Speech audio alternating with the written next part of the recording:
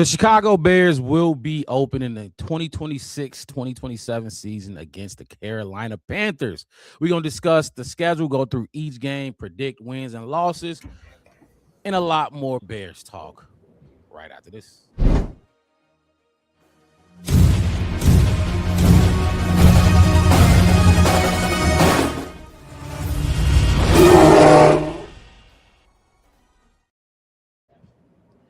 We are back. I think the last time we was on screen was draft week or draft weekend.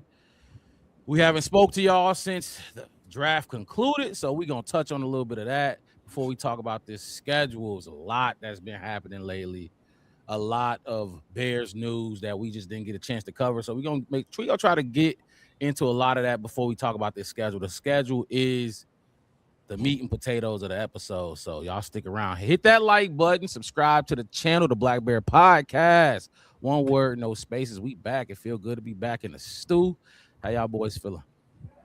I'm good. I'm ready. I'm ready for training camp to start. Man, it's the the schedule release just came out. Yes, we sir. done with the draft. We done with the beginning of the off season and all that stuff. It's just another moment down to the real thing. So it's like all this lead up. I'm ready for the real thing, but I'm feeling good though. Ron and Ricky in the chat jumping in early. Appreciate y'all, fellas. It's gonna be a good one. So hey, be live in the chats and tell us how y'all feel, because we're gonna tell y'all how we feel. Wes, how you feeling, my boy? I feel good in the love of the season right now. The field trip to Six Flags and the 8th grade luncheon is over. I'm ready for graduation. I'm ready for the season. I'm ready to get suited and booted, man. I don't know. It's like second year in a row, man. I feel good to be a Bears fan. I'm very optimistic, and not just because I'm a fan. It's because you can see it. You can see it now, fellas. You can see the progression, the competence of an organization, and everybody in lockstep. And I've been talking weeks and weeks and weeks with people about everybody but the players. Yeah. Right. Everybody keep, Ben Johnson, everybody, every time he gets on the microphone, people, giving him props, and, I listen to DA and listen to these players and kind of understanding what they're doing with this team. It gives, and there's I'm gonna bring it up a little later. We got some cocky Bears players out there. They making bold predictions. If y'all ain't seen them, they making some really bold prediction out there. And yeah, Rick is always for Green Bay. Yes, sir. You already know that's the type of energy I'm on any day of the week. So. FGB. Every day. So, like y'all said, we moving on with the off season. Training camp right around the corner. Shit, the boys been on the grass. At least the rookies been on the grass. And then I think mini camps. I think mini camps too. Everybody came in. Right? Everybody was there. Yes, sir. Everybody came in. So you can smell footballers right there around the corner. Rookie mini camp though. Dylan Thieneman was our number 1 overall pick. We talked about him extensively. And then we also covered the 2nd and 3rd round on that Friday. What we didn't get to really talk about was those later guys. Jordan Vandenberg. What's the linebacker? Malik Muhammad and Keyshawn Elliott. And Keyshawn Elliott and Malik Muhammad. We really get to talk about those dudes. So what we're going to do before we, like I said, get into the schedule is just the draft overall. Look, Ben Johnson... That is a motherfucker. I'm gonna just say that. On draft night, I think we talked about it individually, and I'll say it again. Individually, good players. Sam Roush, you know what I mean? Good. You can't look at what he's done and what type of player he is, his specialties, his abilities, and say he's trash. You can't really do that. Dylan Thieneman, a safety, speaks for himself. What he was able to do, his combine numbers. Xavier Thomas. Or what is it? 4.28 speed? Like you can't. 4.28. It's can't teach speed. You can't teach speed, just like you can't teach height on the basketball court. Individually, them play Logan Jones. I almost forgot about the second pick that we made. Logan Jones. A lot of people had him as the best center in the draft. you can't say that these are bad players. Now, I feel like for me, where I had issues with the draft was the in totality. Yes, individually, those players are, but when you look at the entire haul, I'm gonna call it a haul because the entire haul that we got, it left a little bit. We was, we wanted edge. We wanted an edge or even a D lineman, probably mostly edge because we signed so many D tackles. But even with because I think I gave it a C plus grade. But even with that, now that I'm a couple weeks away, I guess I'm not as upset with the draft as I was on draft night. Maybe because it was a knee-jerk reaction, but I say I like the 4.28. You know what I mean? A gadget dude. He could probably put him in the backfield a little bit. He gonna play a lot of returning for us. Sam Roush. I don't know how y'all feel about this, but look, that might be our tight end number 2. So Logan Jones, that might be our starting center on day 1, if not a year later. Individually, these players were good, but it was just an uneventful draft when you put all those names in one room and you be like, damn, we didn't get a Keldrick Falk. We didn't get a fucking Akeem Mesidor. We didn't get even a TJ Parker. We didn't get for me a Peter Wood. All of these names that we was hoping to get, we didn't get none of them. Like we didn't even come close to getting any of those dudes that we was eyeing weeks and weeks going up to the draft. So that is my initial take on what Ben Johnson did. I'm not shocked. That, like I said, he a motherfucker, man. We gonna have to deal with shit like this with this dude. Hey, and we asked for it though. It's a maniacal, offensive minded. He gonna do it with a straight ass face too. Two-headed sword. They gonna ask him what made you take such and such. He gonna be like, because I wanted to. Because I fucking wanted to, and that's gonna leave it at that. Next question. Like I said, I'm not now. When we get into this schedule, some of these concerns will come back up because we still need D-line help. We still need D-line help. So, what's y'all thoughts on the draft or individual player? Somebody y'all like more than y'all used to or did at the time, or just how did y'all feelings change now that we are a couple weeks removed from the draft? You want me to go first? I can go. I can go for. Like I said, I feel better.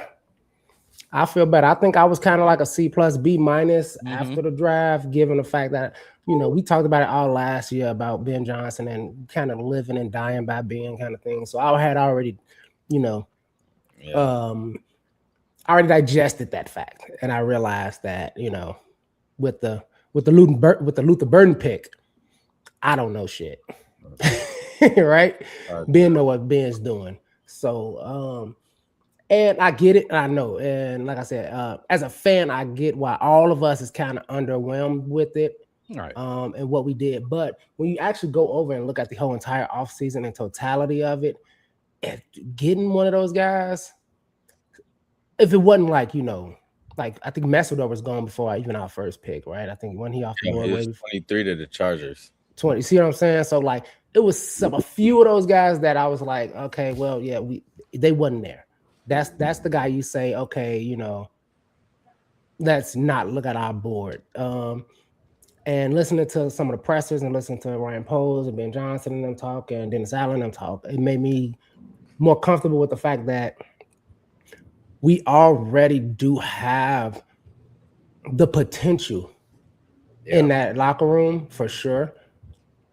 So on the D-line, it's just unfortunately we had a couple major injuries on some of the big people, and then some of the people that's supposed to be making a difference are kind of older.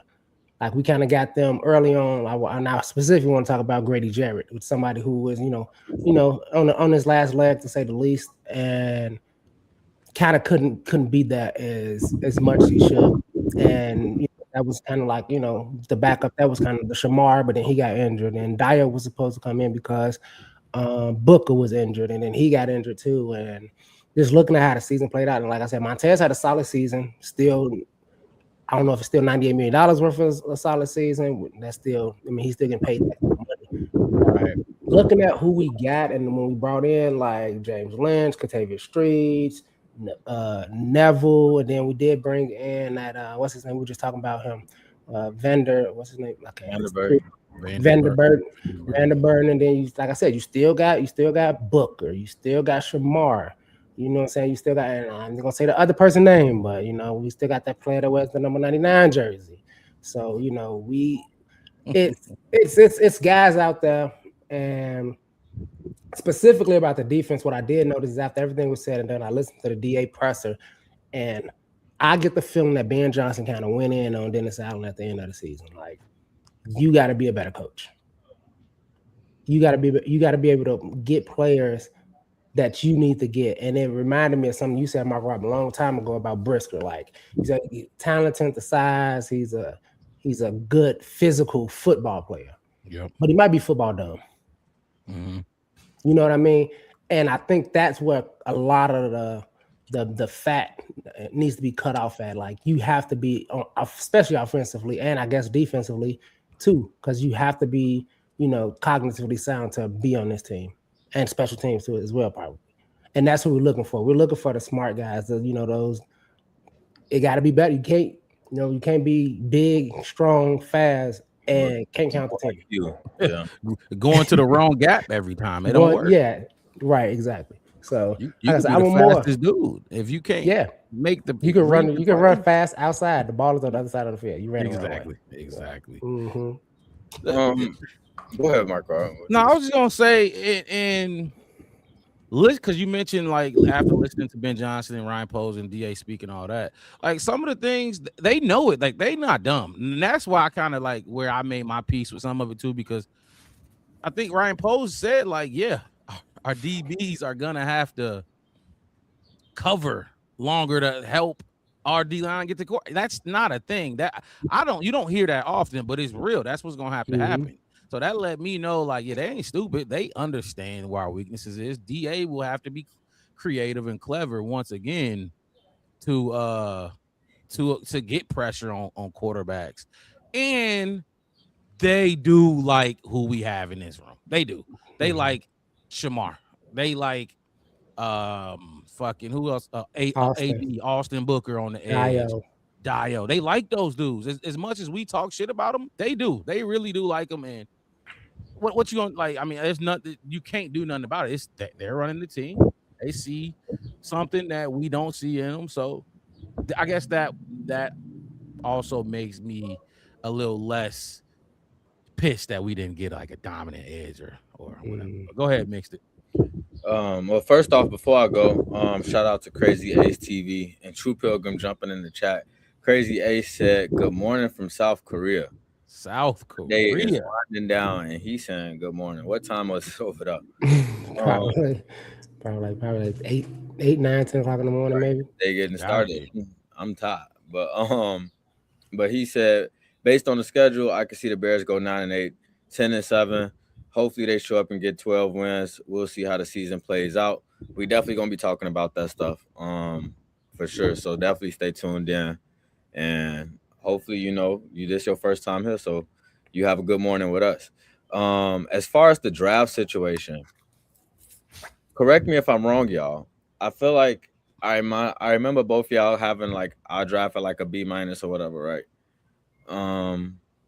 When it was all did we even talk about the full draft in terms of grades, or did we talk about just the first couple of rounds? First couple. Just yeah. Well, I think when we talked about it at that time, I think I gave it a B+. I like the picks, but Mark Rob, I think you said like you like the picks individually, but collectively, you know what I'm saying? Like all in all, is like, does it push us forward in the grand scheme of what we're trying to do? I like, my thing is like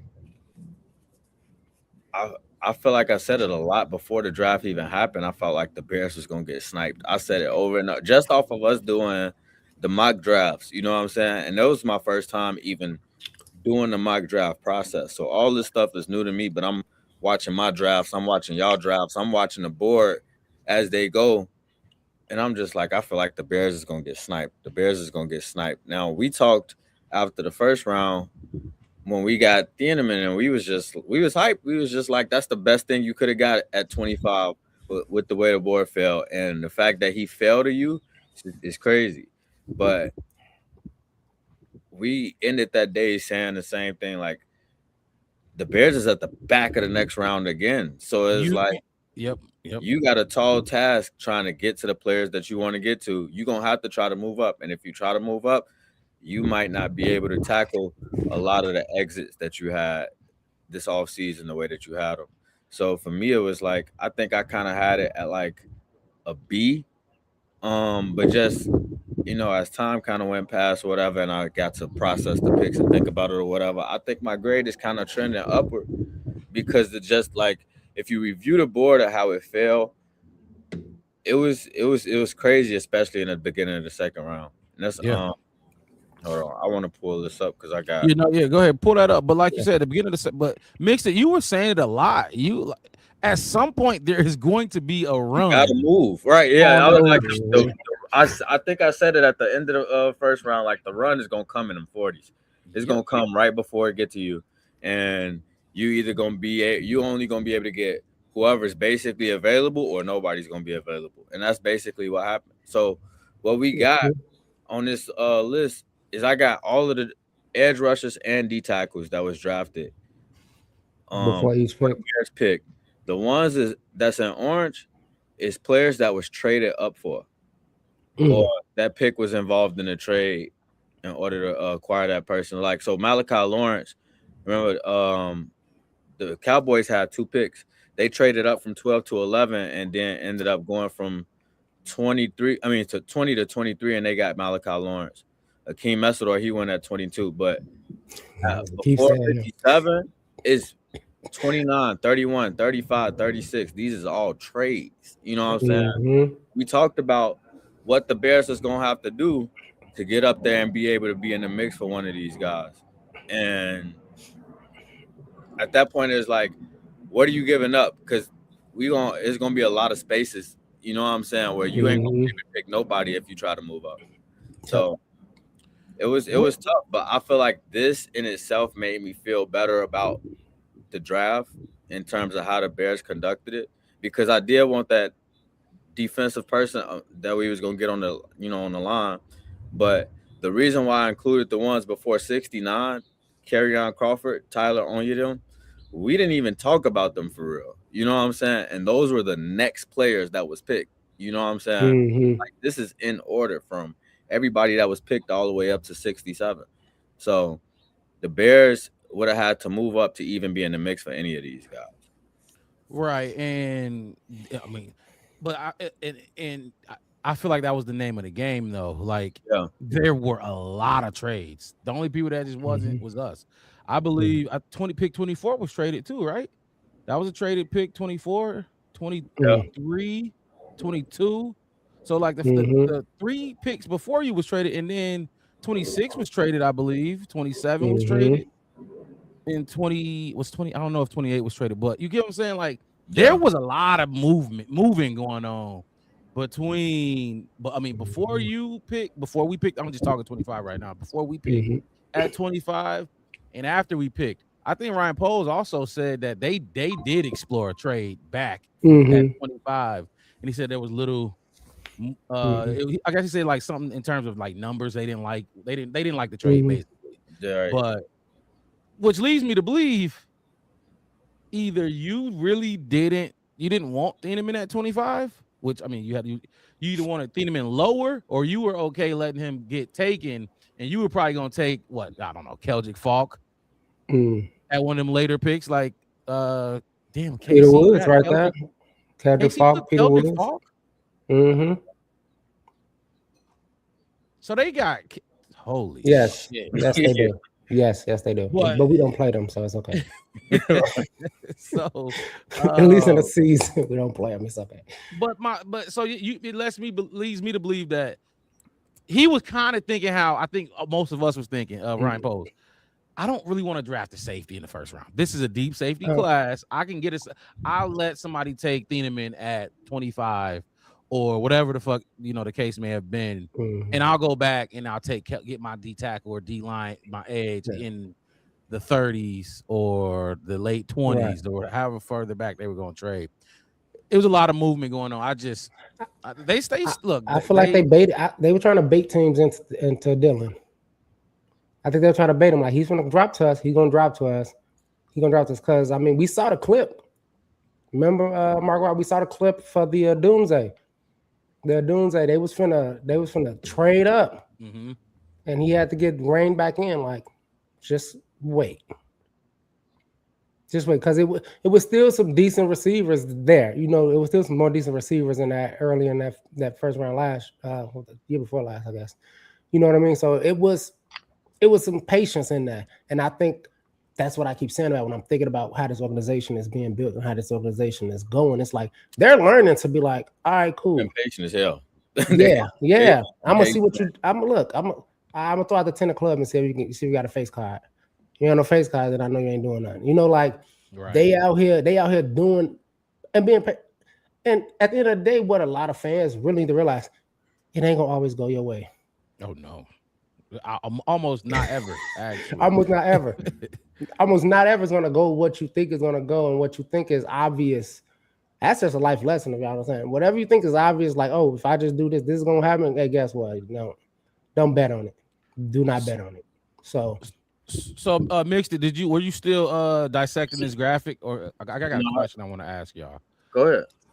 Okay, so looking back on how this played out, would you, because we was talking about like draft capital and keeping draft capital and not trading it away. I know hindsight is 2020, but fuck it, we gonna do it like this. Would you trade that first round? Would you do the swap with Tampa? Would you do the swap with Tampa and shit? I mean, well, who Tampa's at? Was they at 14 with Ruben, or 15 with Ruben May? Would you do the go from 25 to 15, and then you gonna give up your give up Logan Jones, Sam Roush, and who came out of Sam Roush? Was it Xavier Thomas? Shit, all three of them if you want to. Would you swap that and give them all three to go get Ruben May? Nah. Or would you keep those three guys and rock out how we rocked out? Because I'm just answering first. I would have done it. You could have Sam Roush. I can find another blocking tight end. You can have Xavier and Thomas. Only one. Logan Jones is a really good pick. I think that is a good pick, but that's the one I'm struggling with giving up, because that's the one. That's an anchor pick. You know what I'm saying? Like, that's a pick that you intend on giving a second contract if it goes the way you think it's gonna go. You know what I'm saying? Like, if that's a person that's supposed to basically mesh with Caleb and be that. So even if you like, and that's not even including just thinking about Bradbury still being on this team. You know what I'm saying? Like, that's just looking at what the future is, because I don't think anybody think that Bradbury is going to be part of this team beyond the end of this season. That's why I probably would do it, even though I know I'm giving up Logan Jones, because I'll just try to draft a center next year. I'll just probably try to draft. That's just the risk I'm willing to take. But I mean, Mixed it. Did you say yes or no? I don't know. Or Wes, if you I said I wasn't doing it. I got my answer and I got my explanation. Like you said, Logan Jones. I know when we first talked about it, I couldn't remember what his name was, even though it was so common. Xavier and Roush. The reason I'm not, the reason I wouldn't have done it, simply because of what we talked about over the last year or two about wasting Caleb Williams' rookie contract. Mm-hmm. You see what I'm saying? So if you can get somebody that you don't even have to pay after Caleb, a couple years after Caleb gets paid, that's going to fit into exactly what you're doing. Okay, so you got your Logan Jones. That's your, like you said, your anchor. Then if you go back and look at, you got your Swiss Army knife and Xavier. He's your kind of DJ Moore alternate, yin yang to kind of loot the burden with your solid Rome Odunze kind of player.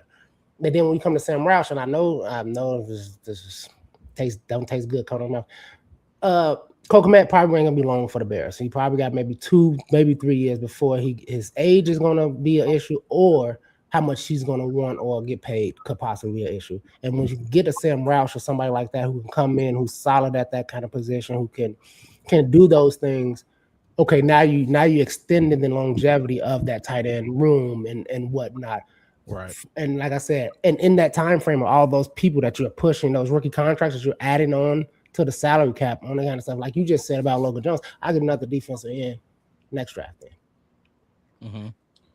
You know what I mean? Or, and like I said, you can trade mid-season this year, trade Cole Kmet to go get or move up higher this year and a pick on some team who, a Tennessee or a Saint, somebody with a high 20, high 15 pick, had them throw that pick in because they look like, they're up and coming, and we always know that, kind of like Carolina was. Looked good a lot last year in some games and stuff, and play hard against some big names out there. But you can bait them into saying, "Hey, all you need is a Cole Kmet. Give us your number one first round draft player away." Yeah, you know what I mean. So that's how I see it. And for me, it's like a lot of those defensive linemen fail, and I don't know why, but draft don't lie. People fail for a reason. Yeah, you know what? Like, the more I think about it, like, I think about the potential from Ruben Bain, and it's enticing, but to me, it's like my answer is no. But the reason why my answer is no is because, I feel like you got 3 players for real that you can build around that you'll be giving up. Like, well, exclude Thieneman from the whole situation, right? Mm-hmm. When we already know what the Logan Jones situation is, with Drew Dalman retiring. But then when you look at Sam Roush, when we talked about a third tight end, right? We sat here and we talked about what we thought Durham Smythe's contribution was and how he was gonna come in the game, he was gonna catch a pass or two or whatever that was gonna, help move things down the field or whatever. And then we looked at his stats, and I think Durham Smythe was targeted 6 times on the year, right? With, like, even if Sam Roush was 20, you know what I'm saying? That's still a way bigger level of production that you trust in a third tight end. But then at the same time, you got to account for the fact that even though he only caught 6 passes, he had 200-something snaps. He was very important, yeah. Yeah, you know what I'm saying? So, like, he was on the field. Just because he didn't get targeted a lot don't mean he didn't play. Mm-hmm. And now you got a guy that you can throw it to him, and he's gonna be a bigger target than Smythe is. And I'm thinking about the potential of having that with Colston Loveland on the field at the same time, with a Cole Kmet on the field at the same time.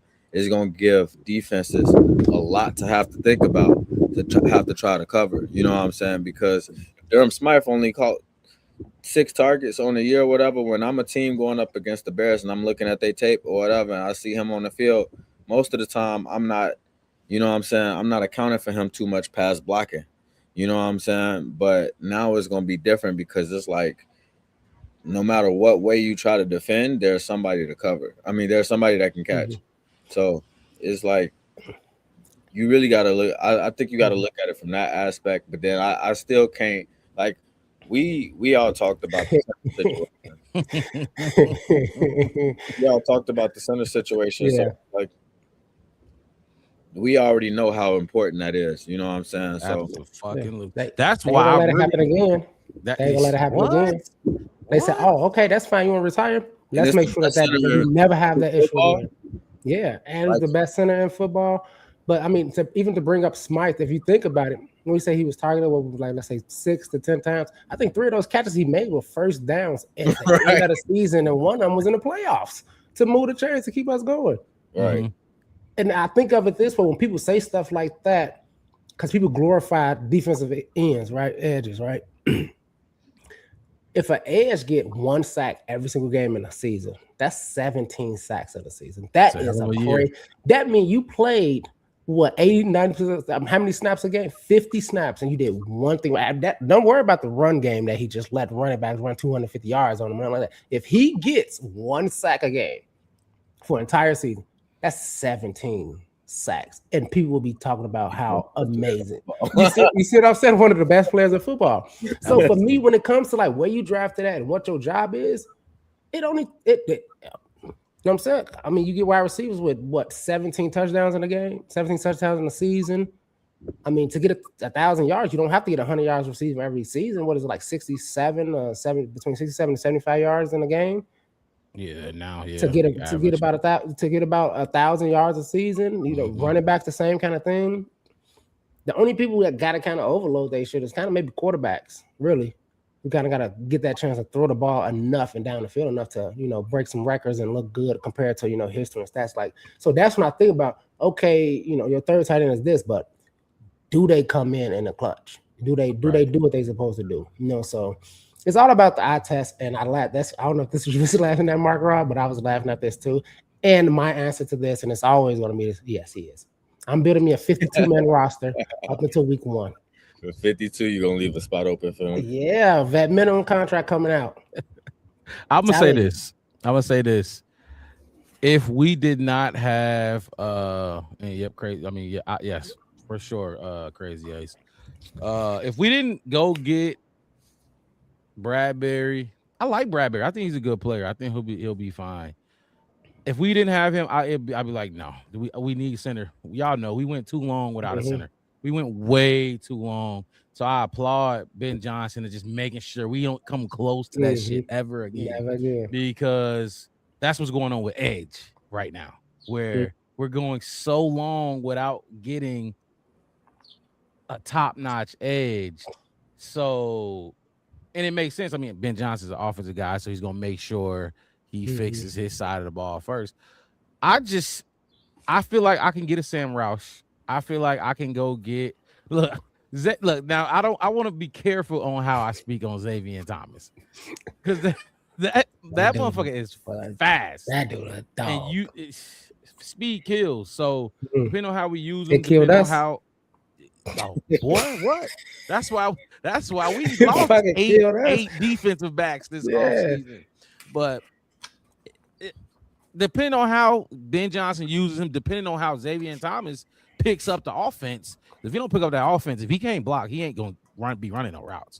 You know what I mean? We saw what happened to Luther. They was talking about how even this year, Luther still he got a long ways to go in terms of picking up this offense. But Ben, he started getting it going. And Ben found a way to use them, and it was great. But so like I said, I want to be careful how I talk about Xavier Thomas because he could be huge for us. But I feel like I can get the same Roush. I feel like Xavier Thomas. Okay, Sam Roush is this one. Let me simplify it, and it's not this simple. So don't kill me for this. It's not this simple. Third string tight end. So essentially, I'm giving up a third string tight end, a backup center, and Logan. Like I said, it's not this simple, but I'm just going a backup center, a third string tight end, and a punt returner. That's based essentially what I'm. And then Thieneman. I instead of getting Thieneman, I'm getting Bane. That's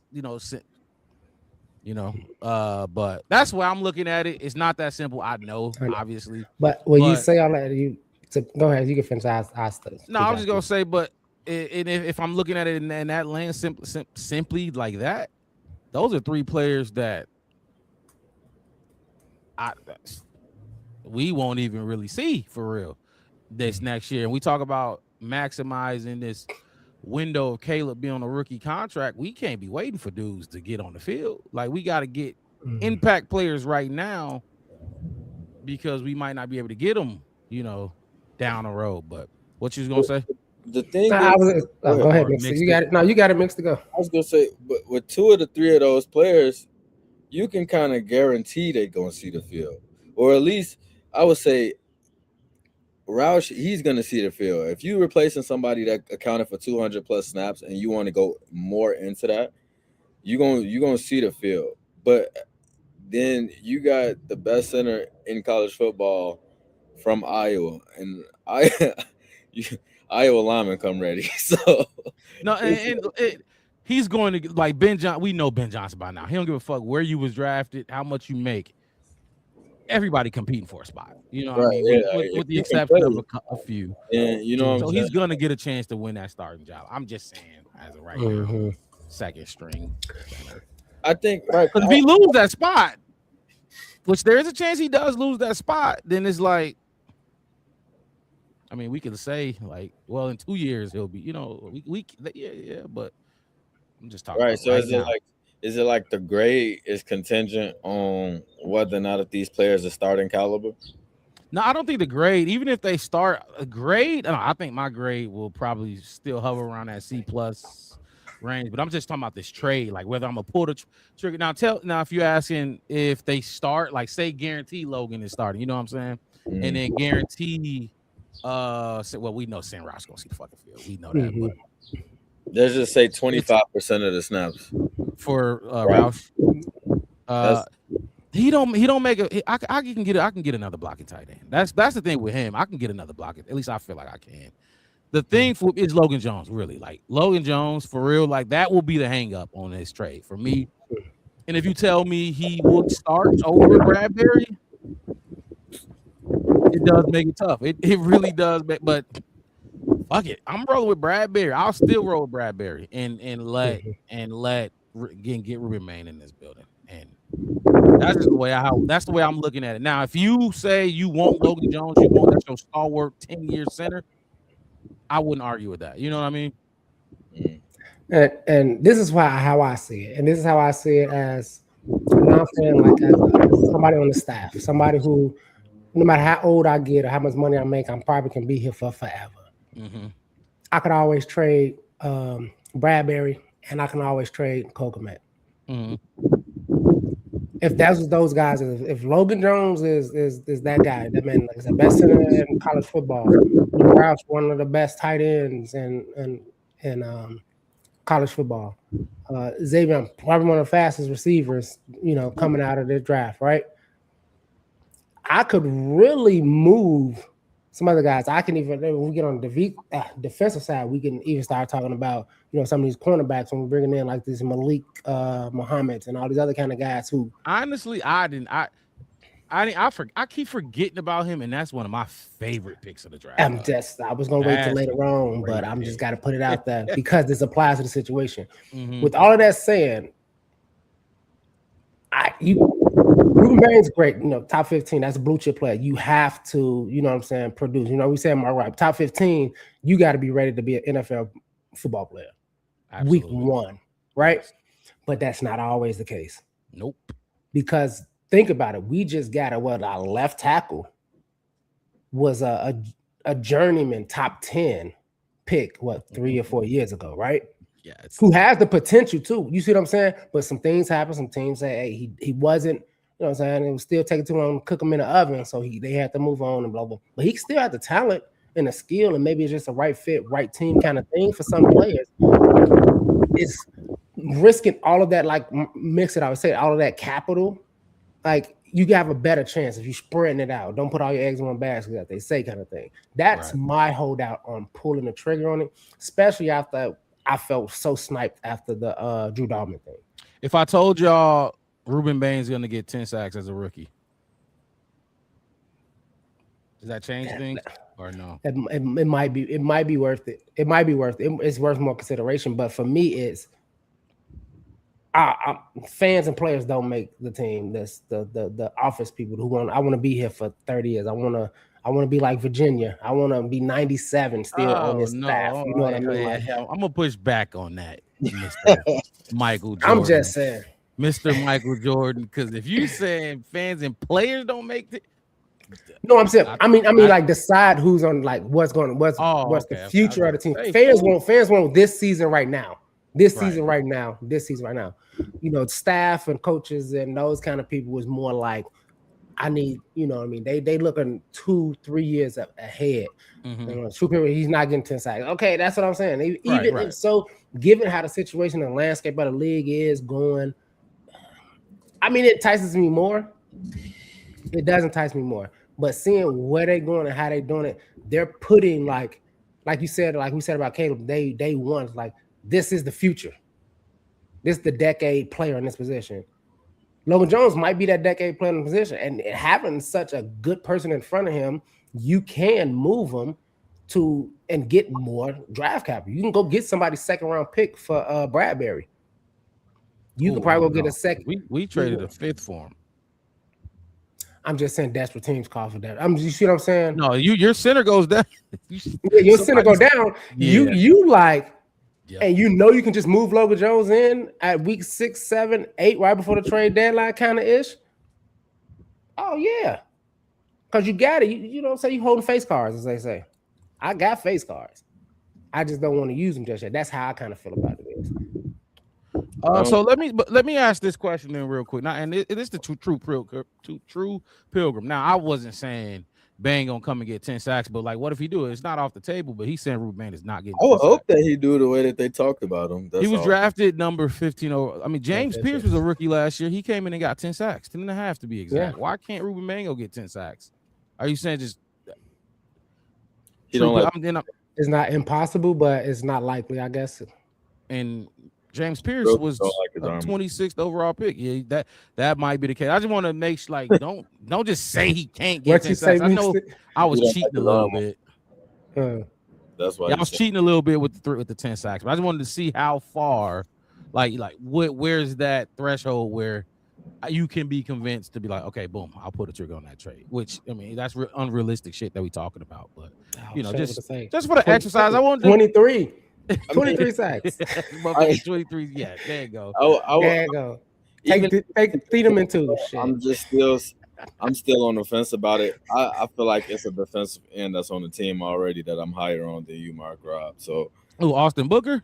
Yeah. Yeah, I mean, y'all love Austin. Bears fans I've been love on Austin Booker. Yeah, I've been on Austin Booker. Love Austin Booker. Yeah. I just like we talked. I mean, like we talked about it. I'm just saying, like, because he played 10 games last year. That was it. That was it. But so hold on. But that's my thing. I will say this. He still got 5 sacks and like 30-something pressures. I will say this. He played 10 games, and most of those came later in the season, right? Correct. Because he was hurt. He was the freshest defensive lineman we had. He was fresh. So he had more juice than other guys because he wasn't playing. Play 17 games and let's see if you still got that same juice. Because y'all know we was beat up. Makes it. I know you're gonna talk about rest when it comes to the schedule. He had a whole lot of fucking rest. So I don't dislike Austin Booker. I'm in a wait and see mode with Austin Booker right now. Now, compared to this team, look at it like, man, you had 10 games, you had 5 sacks, you really had, but they took 2 away because Jordan Love curled up into a Pokemon ball in the middle of the field. So they took 2 of them from you because you got 2 roughing the passers. But either way, it's still like it's a great way to look at it. You simplifying it kind of like I simplified it when I was like, Logan Jones is a backup, Buddy's a backup. He ain't gonna see that. You can simplify it that way, and it does. Work. Austin Booker is a Jordan Love killer. That's all you need to know. Hey, that's all you need to know. Green Bay, I will say this: they hate Austin Booker. They hate Austin. They do not play when he playing against them. I don't know Austin what. Booker, my boy Destin. Hey man, Pose been a little minute. I don't know what it is, but when he played against even his rookie season when he was playing against the Packers, it was like he was just like. Man, he got that. He got that big brother mentality. Yeah, and he had good preseason. I think every preseason game he played, he got a sack in. He was a Max Crosby comparison coming out. Yeah, but then like this year, he got a little bit bigger. He was stronger. He put that muscle on that NFL body. Like he's faster than Montez. He's fast. Yeah, he's definitely faster than Montez. But I'm just like, keep packing on the muscle or whatever, and I feel like you're gonna start doing damage. You just gotta play. You gotta be a healthy 17 games. Like it's the same thing you said. Like you need to let up on preseason. Look at his production. People don't account for the fact that he only played 10 games. They like, well, he only got 5 sacks and 30 something. that's not that good. But it's like, man, like if he's healthy, we're gonna be in a good position. But it's a lot of players on this team that's like that. But Like, that's be why healthy. he was a 5th round pick, and that's what he did at Kansas. Remember, he came in like halfway through Yeah. that season in Kansas, Yeah, like 8 sacks. 8 sacks in like 4 games or 5 games or something like that, with like 20 some pressures on the quarterback in a small, time frame. And it's like you said, Mark Rob, if you can expand that out and you can double that out, okay, now you got something. Now you working with something. You know what I mean? And given the fact that, like I said, when you start building players start to play they just want to play for that team because that's where they feel like they can be their best. Homegrown. You know what I mean? There's a lot of players. Some people out there who play football to get paid. There's some people that play football because they like playing football. Austin Booker looks like I like playing football. You know what I'm saying? Year is this for Booker? He came in with Caleb. He came in with Caleb. So this is going into year 3. Yeah. I think Booker has potential, and it's kind of like when I look. Remember, I asked that question, like, "Where's your young talent in a D tackle room?" Outside of Javon, if you want to call Javon a young talent, I wouldn't call him that. He's a vet, almost a vet now. He's about to get a second contract. Where's your young rookie, your young sophomore that you trying to groom and develop? Austin Booker is that for the edge room. Because other than that, who is it? Who's the young guy in the edge room? Nobody. We don't got young talent on this D line, and that's really why. Another reason. Like, I don't care if people were saying, like, and this is gonna be off topic, but a lot of people saying, like, so did you want to take the best center in the draft, or did you want to take the 20th best defensive end in the draft? I don't give a fuck. You need young talent to develop in that room. We got none. We don't got no young talent on that D line for real. No, keep taking swings at it because the Seahawks don't got one guy. The Seahawks didn't have one guy. They had a bunch of guys. So you got to keep taking swings at it, keep taking swings. And then 3 years later, we're going to be like, oh, he's here now. Now he can get 6 sacks. This dude, I'm going to say Austin Booker. I know y'all got higher hopes for him, but Austin Booker can get 6 sacks every season. We can pencil him in, guaranteed he's going to get his 6 sacks in his sleep. And then you got another dude that you just drafted in his second year. He can get 6 sacks in his sleep, and then it starts snowballing. But go ahead, make sense. I cut you off. I was just gonna say, what I try to think about when I look at the defensive line is like, we know Montez is starting on his side. Yep. On the other side is either gonna be Booker that's gonna start, or I don't think Dio gonna start on the outside. I think if Dio is gonna play, it's gonna be on the interior. But like, let's say, what's the plan for Shamar Turner at that point? Because y'all said he looked better at edge, but let's say if Booker is the guy to come in and get 10 sacks, then what? Where do you play him? Because is it going to be Shamar Turner and Dio playing on the inside, where y'all already said Shamar looks better on the outside? But so to me, it's like,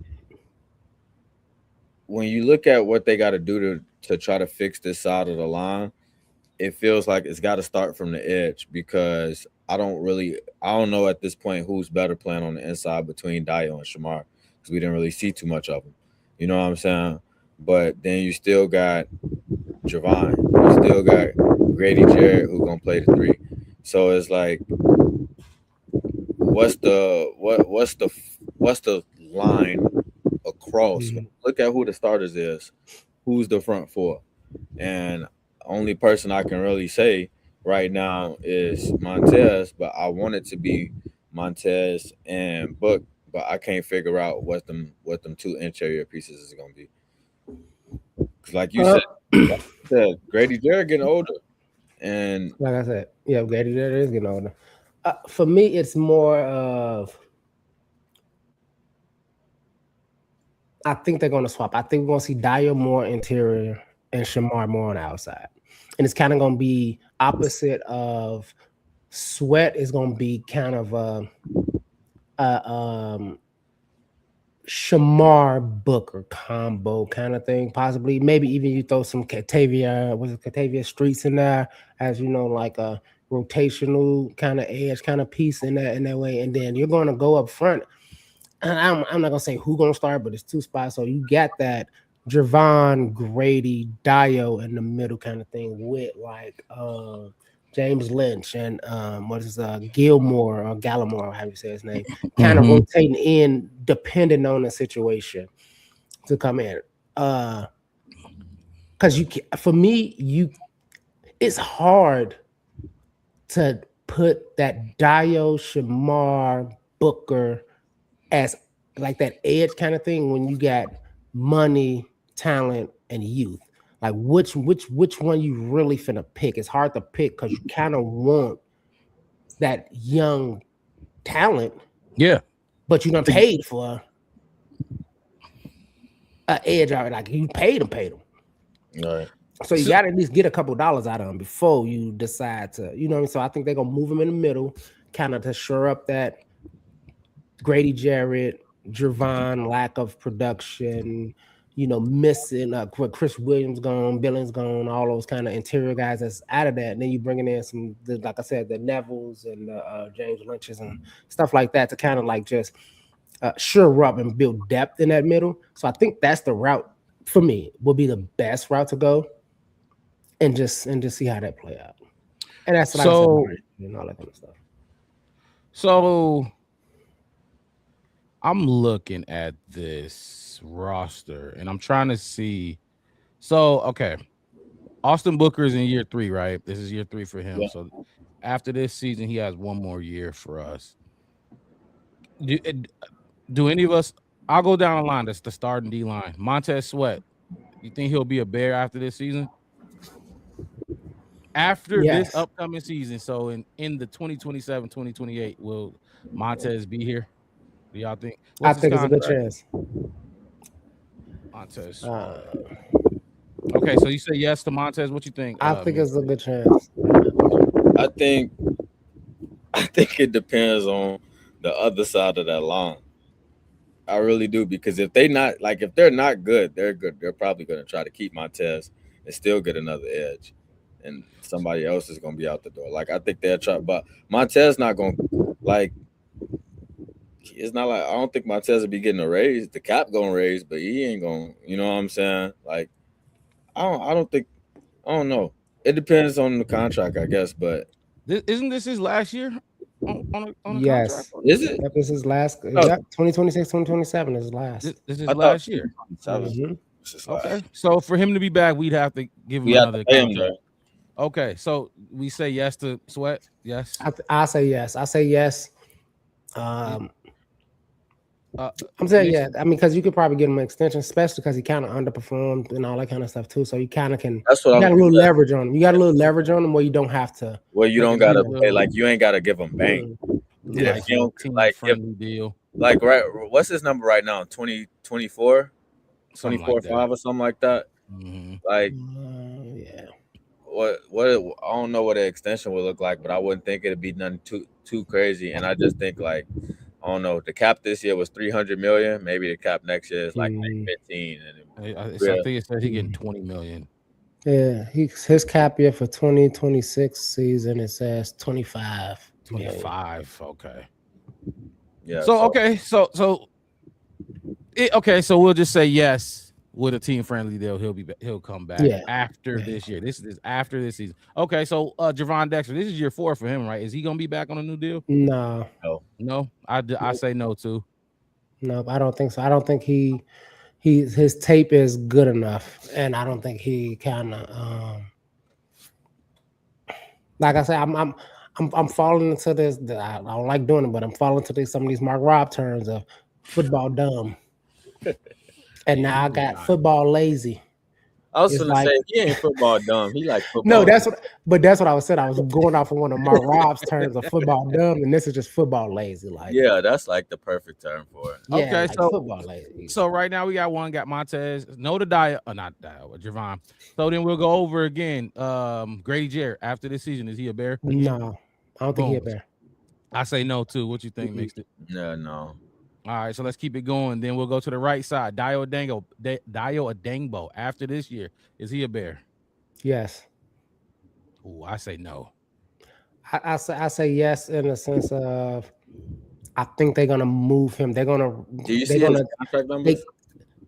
Dio, I think I can look What up his his cap contract is? numbers. Because He he's got still What like his gonna be cap is. under contract, but they He's could still get gonna be out. under contract. they They can can get get out out of it. and I But think my they whole will. thing is, I think they're going to move him into that Grady Jarrett spot, and Why can't I it's kind see of like this? you dropping. Uh, You know what I mean? It's kind of like you Three-tech? dropping a contract for a contract. Dio can play 3-tech. Yeah, I did He's not know played. that. He's played up and down the old D line, but I don't think they like what I don't think they because then with Dio and I'll get to Shamar too with this same point. Do we really think Dio gonna be back better after what did he have, an ACL or Achilles? Which Achilles. one? After an Achilles, is he gonna be better than what he was giving us already? I don't know. Maybe.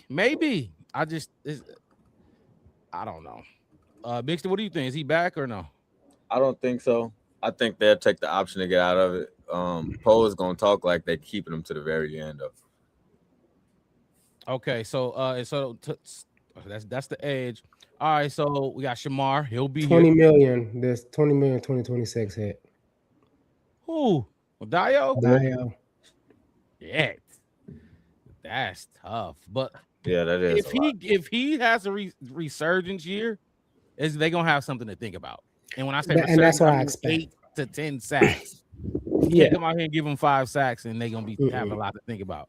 He gotta have a real resurgence year, and they're gonna have a lot to think about because he got hurt and whatever. But okay, Yeah. let's keep going. So the reason I Mhm. did this, I want to see like how much the young talent in this room, because in a year we probably gonna need. Yeah, we ain't gonna have nobody in this room. Who else? Shamar's gonna be here. Shamar's Austin gonna be here. Booker will be because Mhm. he'll be under contract right for his 4th Yep, year. he's right? still on. Yep, he's still on the contract. Okay, so he'll be here. So we'll have Montez, Booker, Shamar guarantees. These are guarantees. Mm-hmm. Am I missing anybody? Like those other guys, like the 1-year deals, we're not. Yeah, we're not talking about Lynch, Street, Gilmore, or You said Montez, Booker, Shamar, and who else? and we'll have the German name Vandenberg. Vandenberg. So you got 4 guaranteed to come back. Just off rip, do y'all like just listening to them? Well, Vandenberg, you don't really know, but the names that is gonna be here, y'all don't think at minimum the 3 of them, they production gonna look the same as what it was last year? Like at minimum, Probably. it's like it's gonna be the Because same. you're gonna get the same because the production is basically honestly Montez Sweat and Booker. We got nothing from Shamar. Shamar was gone. Shamar did not right. He was gone way before he could actually But kind how of get much his, did you get from Grady Jarrett and Dio Adingbo? Right, but that's What right. they're gone. They won't be here. Right, no, Yeah. but that's what I'm saying. Is like you didn't like, yeah, you haven't really seen Shamar, but shit. Did you see the other ones? I get what you said. Yeah. I just wanted to like run through just to see, because we need to start bringing some young talent in that room, Mhm. and we got one this year. Mhm. Even if it was now I know we traded the 2 7th rounds to get Jordan Vandenberg, I believe that's how we got him. But we got to start taking some swings. We got to start getting some young talent in this room because these dudes might not be here in 1 year. The room gonna have 3 guys. Now we're gonna have more money, but we just got done talking about homegrown talent. That's better than free agencies. Free agent players, they usually don't work out regardless how much you pay them. Free agent players usually don't get you Super Bowls. So, but I just wanted to see the Rams would kind of when they brought when they brought in Stafford after they got rid of Stafford, then they paid what's his name? He drove up in a Brinks truck and shit, the cornerback, the defensive back. Oh man, he ain't nothing now. Jalen Ramsey, did he win a Super Bowl with them? I think he won a Super Bowl with them. He won. might That have, was the year. That was the year that they put everything into it and won, and then that was kind of it. I'm talking about. I know it's been a long time since we won a Super Bowl, but I kind of want like 2 or 3 in 5 years. Call me greedy. You want a dynasty? I want at least what the Chiefs got to do. Right, and you need young talent. You got to have that a machine coming in and coming out because you're gonna be losing these players. But you got to know you got to be able to bring in some of those, those young players, and you have to kind of move off some of your young players too. You got to be ready for that too. So I just hope this staff understands that, like, and I hope the fans kind of understand that too. Like, yeah, I like the guy, but the process and all of that is way better. Because I mean, like Javon. Like like you might like him, Javon, but do you really want to pay Javon what he finna be asking for? Like, right? they gonna have Because to. he's gonna. I mean, we gave Dio what you say, They 3 gonna years, 48 million. You whatever. finna get Javon Dexter 3 years, 50 million, basically. They're gonna And do everybody went crazy over the Cole Kmet deal that we did. What was that? 4 years, 50, something like that. Yeah. And everybody thought that was crazy. So you finna get Javon Dexter 3 years, $48 million. 3 years, 40. Dio Dingbo deal. Mm-hmm. But I mean, like overall, when it comes down to it, I think they're gonna do the same thing that they did this past year, which is like, shit, you can go out there and test your market and call us back. But if it don't work out, it don't work out, because that's shit. A lot of the players that we was trying to retain, the numbers I felt like some of them was gonna get from us if they would have stayed was higher than the contracts that they went to these other teams and signed. You know, We're gonna get into that later, Al. everybody was getting paid $5 million, $6 million a year, or whatever. We were sitting here looking like that was the deal. The Bears couldn't do that. You know what I'm saying? But the Bears couldn't or wouldn't or didn't want to. Right. They we so all right, because I think some of the that talk gonna lead into. So do y'all got any more things like Sam Roush, Xavier Howard, Thomas? From anything y'all heard from the press conferences that y'all heard, or anything that pertained to these rookies in the draft? These rookies in the draft, we could talk about the fact that I know we signed Sanborn back, but we got Keyshawn Elliott. And Keyshawn Elliott play like, I can't think of his name. I know one of y'all know it. What is that Carolina linebacker name? The white boy, that Luke bad Kuechly? Dude. Luke fucking. That is favorite linebacker. That is literally like my favorite linebacker. That is Keyshawn Elliott to a T. I'm telling y'all, he played down here. And that's another thing. That's another thing. You just signed Devin Bush. He's on the field. Mm-hmm. The Keyshawn is like a middle though. He's a Mike. You got TJ. You got like you just said, white boy we just brought back. Sanborn. You got him. D-Jack. You got D-Jack. Bush. TJ. You got Bush, and then you got Keyshawn. Now I get it. Keyshawn's probably gonna be playing special teams right now. Yeah, Ruben too. Right now, you got Ruben Hippolyte. Ruben Hippolyte. Oh shit, yeah, I forgot about that guy. That's linebacker history. But my whole thing, and that's what I'm talking about how, like, if you start looking at what this staff is doing, they already got people that should be getting, and you don't have to throw them into the fire. You don't have to do any of that kind of stuff. All of that just yet, because you got them right here, right now. The thing about, I think what the Bears' downfall was we was too monster of the midway happy. Defense. That's like when you get a Khalil Mack or you get a Roshan Johnson, just like this dog on defense. The Bears fans are satisfied. And we talked about it preseason, before the season last year. Bears fans said just beat Green Bay twice. That was our satisfactions as fans. And all these other kind of like very small personal micro goals that we had as fans, as organization kind of thing. I mean, think about it. How many coaches and GMs came in and their punchline was, you know, I'm gonna take the North, or I'm gonna beat Green Bay twice, or you know, or we're gonna do this. You know what I mean? Yeah, I mean, Lovey did do it. That's crazy. It's crazy. Lovey Smith and Tom Thibodeau. I swear to God, I don't know what's wrong with sports people who don't know that those are great fucking coaches. But anyway. Yeah, Bulls fans did not like Thibodeau. I don't know why. The ending of his Knicks didn't even like him either. Knicks didn't like him. Yeah, it's like Mark Jackson, him, like these guys are like, and then you get like Jackson was, you know, you get like this other coach that come in and he like lead, and they're like, oh, he's so great. And he's like, no. Buddy built the foundation.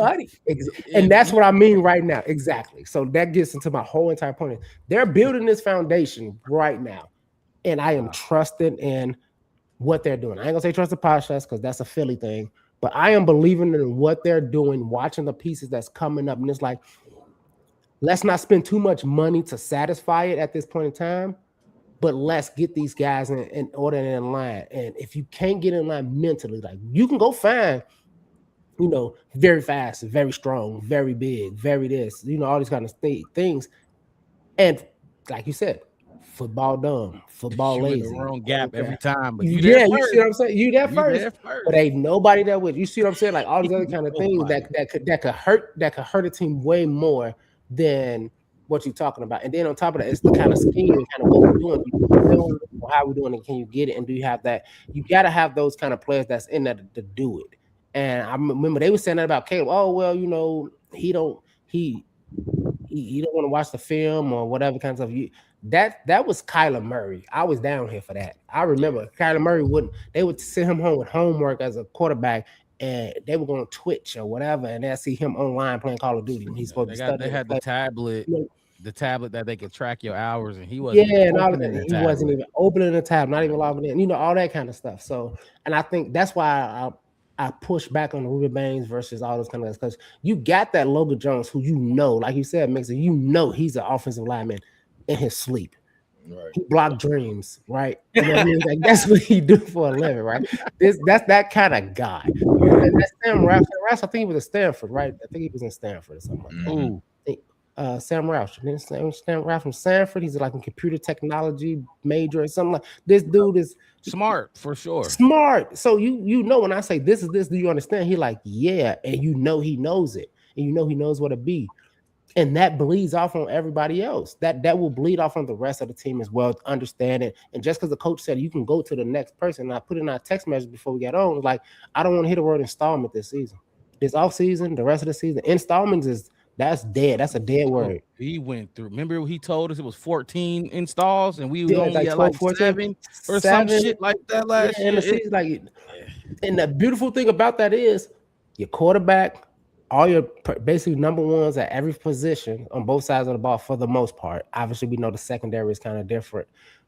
They already know it. They already got it. So you don't have to reiterate nothing. If I got a question, I can ask Caleb. If I got a question, I can ask Ron. If I got a question, I can ask Luther. You see what I'm saying?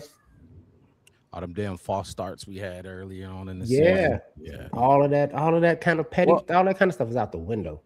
So all right, so I'm gonna assume. So all right, so let's do it. Let's do it now. Let's turn the page. Let's shift gears. I know somebody in the chat said, Alistair said, what is the predictions for the season? We are turning the page now. It's time to go through the schedule, game by game, wins and losses. Tell y'all why we did what we did and picked who we picked, and some other schedule nuggets that you got mixed. I don't know if you got the travel schedule up or any of that, but I had it. I got some little schedule nuggets while we go through it. All right, so hold on. I gotta see which one I want to use. We'll use this one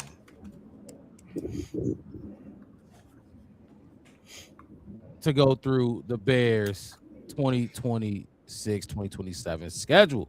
How many primetime games do we have? 7. Oh, do we got 7? 7? 7 games. All right. They want to see us. We cute. Before we do that, hit the like button, subscribe to the channel, the Black Bear Podcast. One word, no spaces. I'm your host, Mark Rod, with my co-host in the building, Chef West. Down below me and below him, Marcus Mixed It. Carolina Panthers, week 1, noon game on the road. Bryce Young, first overall pick versus first overall pick. Caleb versus Bryce. I got this as a win. And I got it as a win because look, I don't think it's gonna be easy. I seen a lot of people like, look, the Panthers was a playoff team.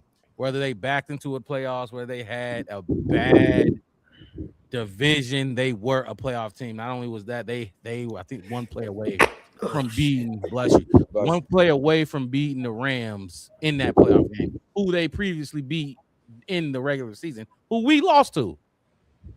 Football is a matchup thing, but I don't think it's going to be easy. I don't think it's going to be a blowout nor a cakewalk. I do got the Bears winning. I think we need to win, and I do. I don't. We can't struggle. We can, but I don't want us to struggle in this game. It's a big game to show: are we still last year's Bears, or are we now one of the upper echelon teams in the league who can handle lesser than teams in the right way? So, meaning no last 2-minute comeback on this one. You know, I mean, we can only win. We can win by 3 or 6, less than a touchdown. But I don't want to see no last 2-minute comebacks like last season. Got the Bears winning. Do y'all want to put scores on it? Do we have? I didn't put a score. I could do. No, I didn't put scores, but I'm doing it now as we talk. And actually, let me make sure. Well, I'll just come back and look at the footage when I need to see what we picked. All right, so I got a win. Yeah, that's a dub. I think Carolina wins a dub. I think we just gonna have the better offense. Like too good. I think this offense is gonna be too good. I think Bryce Young gonna come out there and try to ball though, but I still think the Bears is gonna be able to take that. And I don't think it's gonna be like you said. I think it's gonna be a hard game, but I don't think it's gonna be something where it's like the Bears ain't moving the ball. You know what I'm saying? I think they're gonna be able to produce week 1 in Carolina. So let me just as of right now. Shout out to Mama Blues. We ain't seen you in the chat in a while. Glad to have you back. Facts. Going through this schedule with us. So that's dubs across the board. Dubs across the board. Tyson Bagent gonna throw a touchdown in that game. That's how Tyson Bagent gonna get some work. That means it's gonna look like this: 35-17. I got 35-10. Getting some work. Oh, 35-10. Okay. First look, they already know they gonna come out hot. Caleb want to come out and make a statement. Ben Johnson want to come out and make a statement. Roma Dunes they gonna want to come out. Like DeAndre Swift gonna want to come out and make a statement. Like a lot of these players want to come out and put their foot down. And trust me, that culture that we built last season is not a fluke. It is true. It is real. They're going to come out, especially against a Carolina Panther team who is still kind of getting their legs up under them. Mm-hmm. And with this fresh new young defense, flying around, and we got way too many weapons on offense. Like I said, I don't see the starters playing too much into the fourth quarter. Okay. Blowout. I don't got blowout. Like I said, touchdown, maybe a little less than a touchdown, maybe 5-3, but no 2-minute, no last second comeback. None of that. All right, Minnesota Vikings. Who want to take this one first? This is, by the way, this will be a home game, first of 3-game home stretch, noon game. Anybody want to take it first?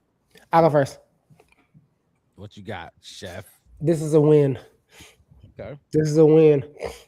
You got still not truly confident JJ McCarthy.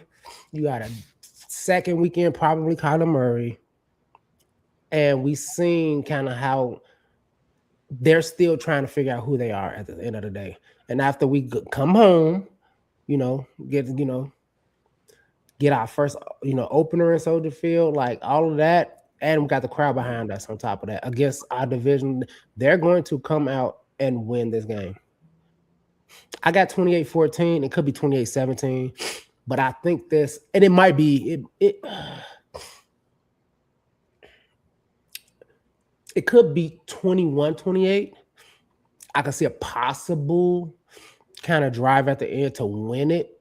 I'm 50-50 on that, but I still think that we'll be up good enough to like really put the Vikings back. We almost did it last season.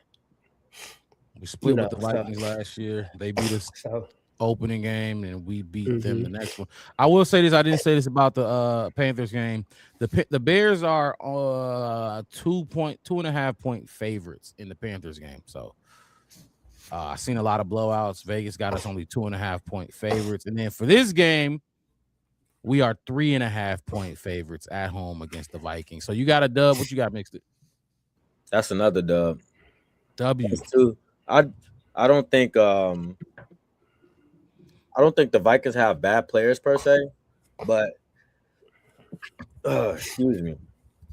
But I think that first home game for the Bears is gonna be a big game. And it's the first home game of the season is a division opponent. Like I don't think they like I said, I don't think that they're a bad team or whatever, but I think kind of along with what Wes said is they don't have a lot of continuity in that building right now.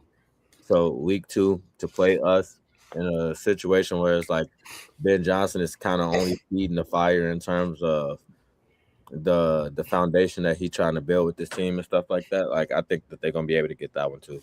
Okay. And I'm right there with you. So trifecta, a W from all of us. Kind of agree with everything y'all said. I do think this is gonna be a tough one. That defense they got is always tough. Brian Flores is a defensive genius, probably the second best defensive coordinator in the league, in my opinion, next to that boy Fangio in Philly. But gonna be a tough one. A low scoring game. I don't think we're gonna put up a lot of points on them. They won't put up a lot of points on us. But we're gonna win this game. First home win of the season. The Bears start 2-0. Special teams. Week 2. Look for them. Special teams, week 2. That brings us to Philly. Philly's coming home. Mixed it. You want to take this one? This is prime time, right? Prime time. First prime time game of the season. This is Monday Night Football. Philly. You see what happened last year. What you got, Mixed it? Well, I say just based on how we played them last year, I think Fangio gonna come out and try to get in his inner Brian Flores bag and just try to blitz the hell out of Caleb Williams or something, because they can't come out there and do the same thing that they did last year. That's for sure. Because we ran the ball on them last year. Yeah. But I don't. Philly's a Super Bowl winning team. You know what I'm saying? So I don't want to take that away from them. But I got 3-0. I got 3-0. 3-0. Okay. Start the season off. I think I don't feel like Jalen Hurts is better. I don't feel like Jalen Hurts is better. I think they got a hell of a running back. Their offensive line is not better. And then didn't they just move Phillips out? Yeah, he's with Carolina. He's actually with Carolina. They gave him that crazy contract. Right. Mm-hmm. Damn, they gave him a lot of money too. They gave him a lot of fucking money. I think that game is really just going to be about how much they can try to pressure Caleb. And shit, Caleb is a quarterback that don't really get sacked a lot no more. In case anybody ain't heard. So I think we starting 3-0. You want to go or should I go, Wes? I'll go. You can go. I got this as a loss. I think the Bears. I think last season when we beat them, it was not. It was a windy game. That was the wind was crazy. That's all everybody was talking about. But we ran the ball. We ran the ball that game better than we ran it in any other game last season. But even before that, we were down 10-0. I remember this. We were down 10-0, and they were in the red zone about to score when Nahshon fucking Wright stripped that ball on the touchdown. And that changed the whole dynamic of the game. But it was looking grim for us. For the league. Yeah, for the league, yeah, for sure. Because we went on a crazy run after that. We was already on one, but I think they got an O line that's gonna push our D line around. We didn't bring reinforcements. I think we were weak on the D line, and they're strong on the O line, and that's what's gonna happen. I think Saquon gonna have a good game. Jalen Hurts not necessary. I think AJ Brown will be gone. I don't think he'll be there. And like you said, Mixed, the Jalen Hurts ain't. Yeah, he don't scare me, and I think DA gonna have a good plan for him. But they'll run the ball. You say what? They did get Kyle Lemon. I don't know how much factor in that, but he's gonna be taking a helm over AJ Brown in about a few weeks, actually. So yeah, I got them taking this one. I got us losing this game, and it really is because last year we beat them last year, but at first we was finna be down big if Nahshon Wright didn't do what he did multiple times that year last year, and he did it again all the time. Spot just like that Packer game when he stripped Josh Jacobs, but that's neither here nor there. I got us losing this one 2-1. What you got, Wes? Like I said, I mean, you know, man, as I sit down here and I try to take the fandom up out of me and all this kind of stuff, I got to find the losses too in here, and I'm putting this as a loss as well. Not a. Oh my God, it's the Eagles. They won the Super Bowl not because of their offensive line. For me, it's more of a you got to find some of those games where it's kind of like you got it. This 50-50 for me. Okay, but I made it a loss. I feel that because I can't put 17-0 as much as I want to. Right? As much I can argue 17-0. I literally can argue 17-0 for this entire. I heard that a lot. Schedule. I can argue 17-0. I definitely can, but this probably be one of those games where I'm 50-50. I'm like, it's either or. Like y'all said, AJ might be out of there. But if he's still there, and like you said, mixes the Mekhi Lemon, then they will learn from next year. So it's 50-50 for me. I got us losing 21-17. I don't see us getting stumped out or nothing. I'm kind of like the end of last season. You know what I mean? We was on our way down. Something went wrong. And if you ain't know, they don't throw flags for Bears opponents. And this is one of those opponents on the Monday Night Football game where that little yellow sock is probably going to be tucked so far down that lawyer's pants that he don't know where to find it when the Eagles do something stupid. So I got it as a loss to 21-17. So maybe on the game winning drive, something. You see, I'm not really tripping about that. I had it as a win, but I can see that one being a toss up, like y'all said. My thing is, like you said, like you got to find the ones in here that you kind of be like, okay, this is one I give away. But to me, last year that was all the wrong games. You know what I'm saying? The ones that we won was the ones was like, I get this one away. You know what I'm saying? Like, but the two teams I thought that could beat us and would beat us last year that did was the 49ers and the Ravens. But beyond that, it was like I thought we was gonna beat the Ravens without Lamar. I really thought. Yeah, see, when we found out Lamar wasn't there, that was kind of like, okay, this is our chance. We gotta go get this game. Looking at the top of the season when the schedule came out, I'm just like, okay, win hell, Ravens, Lamar versus Caleb. That's probably, but then still, you know what I'm saying? So it's like if Philly wins that game, I wouldn't be surprised. I wouldn't be surprised if we won neither, but I wouldn't be mad at starting 2-1. So if that's what it is throughout the 3 weeks, we beat Carolina, we beat a division opponent in Minnesota, and then we lose to Philly at home, then so be it. Good start. Jets, New York Jets, noon game. Just the Lion Bowl. At noon. Wait, before I do that, I do want to say that Vegas had us favored against the Eagles. 1.5 points. So basically 2.5. 1.5. So it's basically a pick. 1.5. 50-50, a toss up. 50-50. Yeah, 1.5. Well, we were favored. So far the Bears are favored. I think we were favored in the majority of our games, even though we got the hardest schedule in the league. I want to put that out there. So when we say this is already predicted. Yes, we were favored. 12 out of 17 games this season. So. 12 out of 12. Yeah, that's a lot of favorite. Man, a lot. You ain't gonna make no money this year, Bears fans. Sorry, if you wasn't gambling, you should have did it when Flus was here. Jets at the crib, the last of this 3-game home stand. Jets, I'll kick this one off. Win. The Jets just ain't good enough. They're not there yet. They're not ready. This is gonna be. I think this needs to be a blowout. It needs to be because, like I said, this is about showing. Are we just last year Bears? Well, we were good. We was winning, but it was a lot of games where it was like we was more scrappy than just. All right, we for real. Like So this is one I need to win by at least. Like we did Cleveland with what's his name, Shador. Blowout 31-3. 31-10. Some of the numbers I saw in the chat for that Carolina game, I need that. I need that here. So there's a win for me. They're not there yet. I'm running that. Let me get in here. Aaron Glenn, I'm sorry. This is where you probably get fired. 35-9. 35-9. They better not fire that man. They fucking. Not my opinion. Just my prediction. We're a month into the season. And how many of previous 3 games win? I don't know. I can't tell you about it. But what the Bears gonna do to you at home? It's gonna look. If the Jets was any good, this probably get flexed because the Bears is gonna look that good when they want to flex them into a higher 325 or something like that spot. But anyway, I'm saying that this should be a Caleb is done halftime.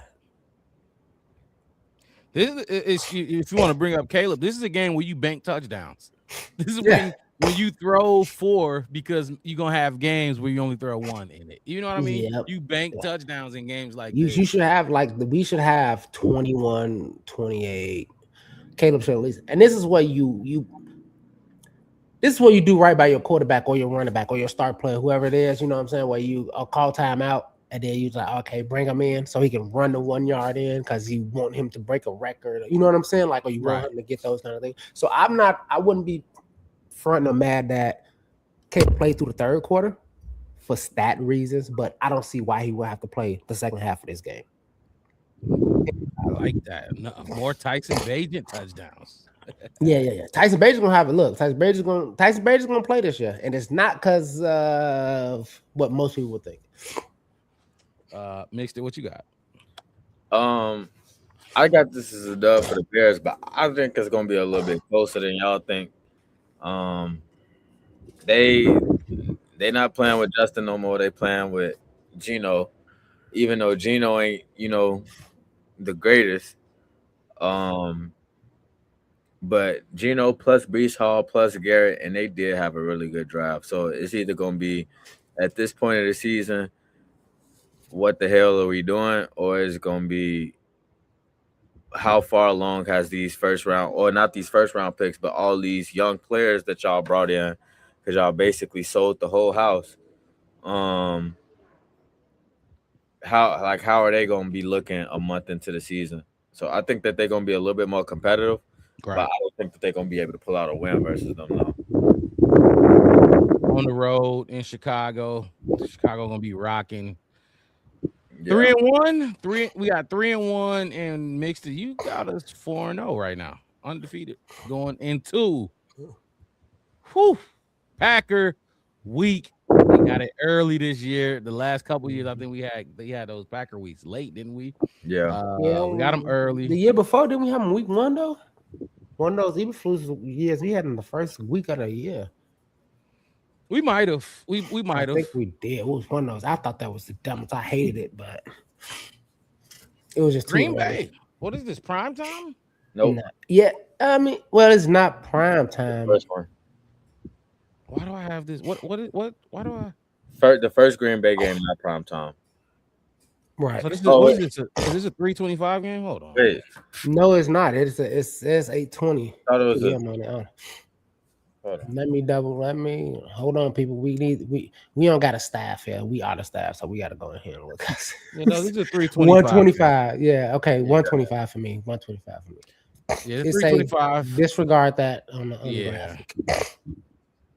You might want to take it. You might want to go Green Bay. I want to go first. I'll go first. This is I'm a call before you go. Okay. The Jets game we were 8.5 point favorites. So anybody was thinking blowout, they was kind of thinking that too.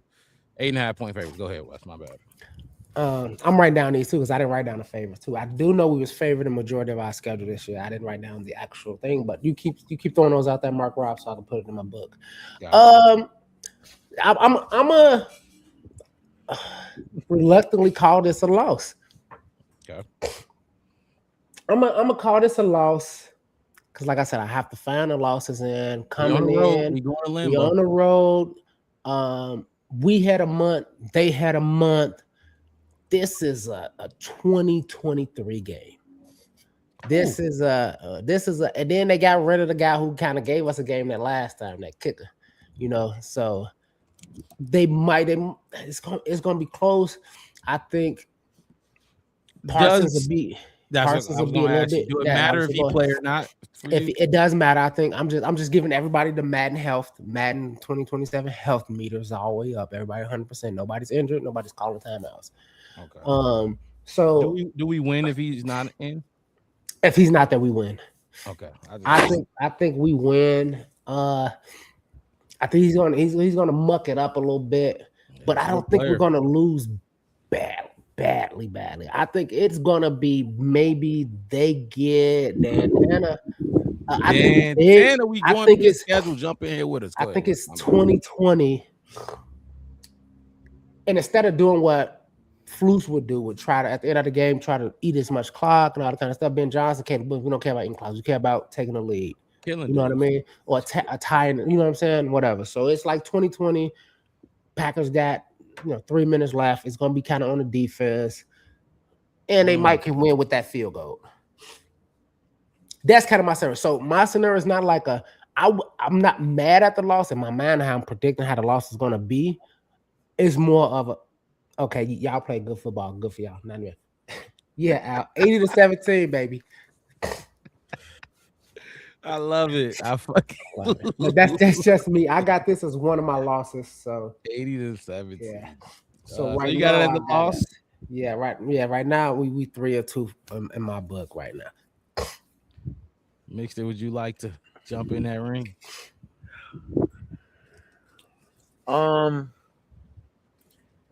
Yeah, this tough, man. This tough. This is. Because right now it's really tough for you. Because are you sending us 5-0 or that's really what it is? It's an arguable 17-0 schedule.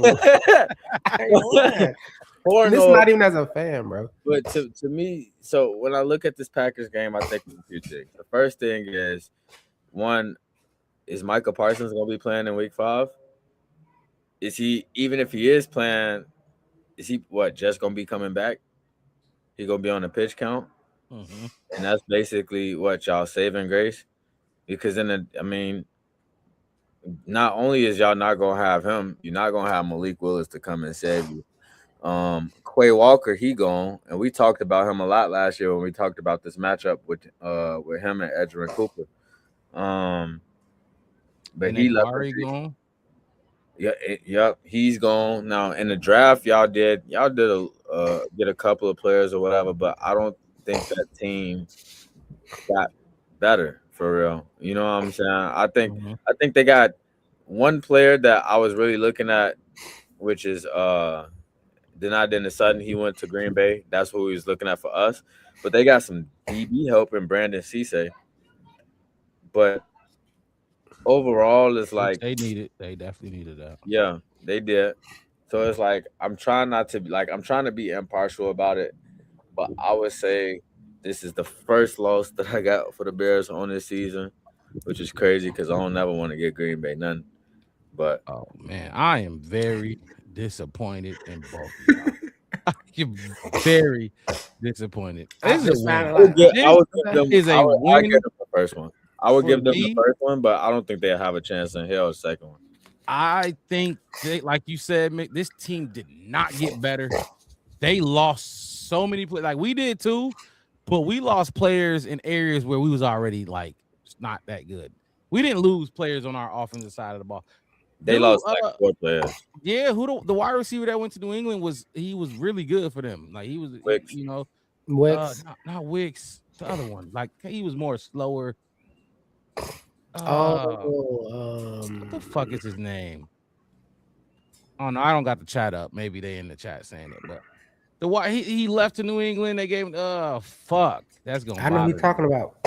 It's not Romeo Dobbs. Romeo Dobbs. Yeah. Dobbs left too. Oh yeah, he's gone. He went to.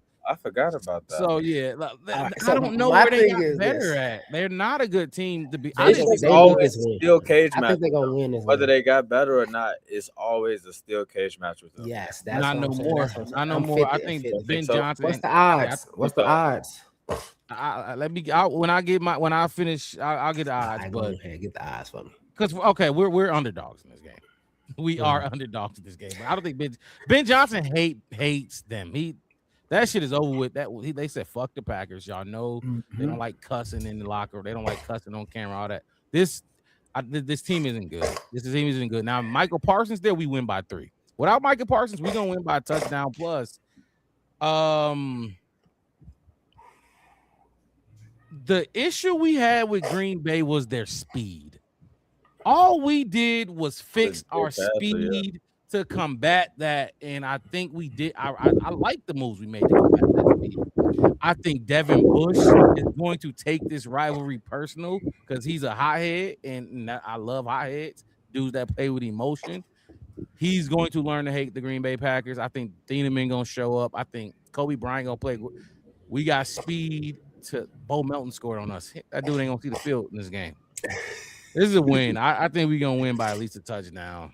It's a I'm change. just finding losses in the schedule. That's all. I'm In just history. I'm gonna be totally honest.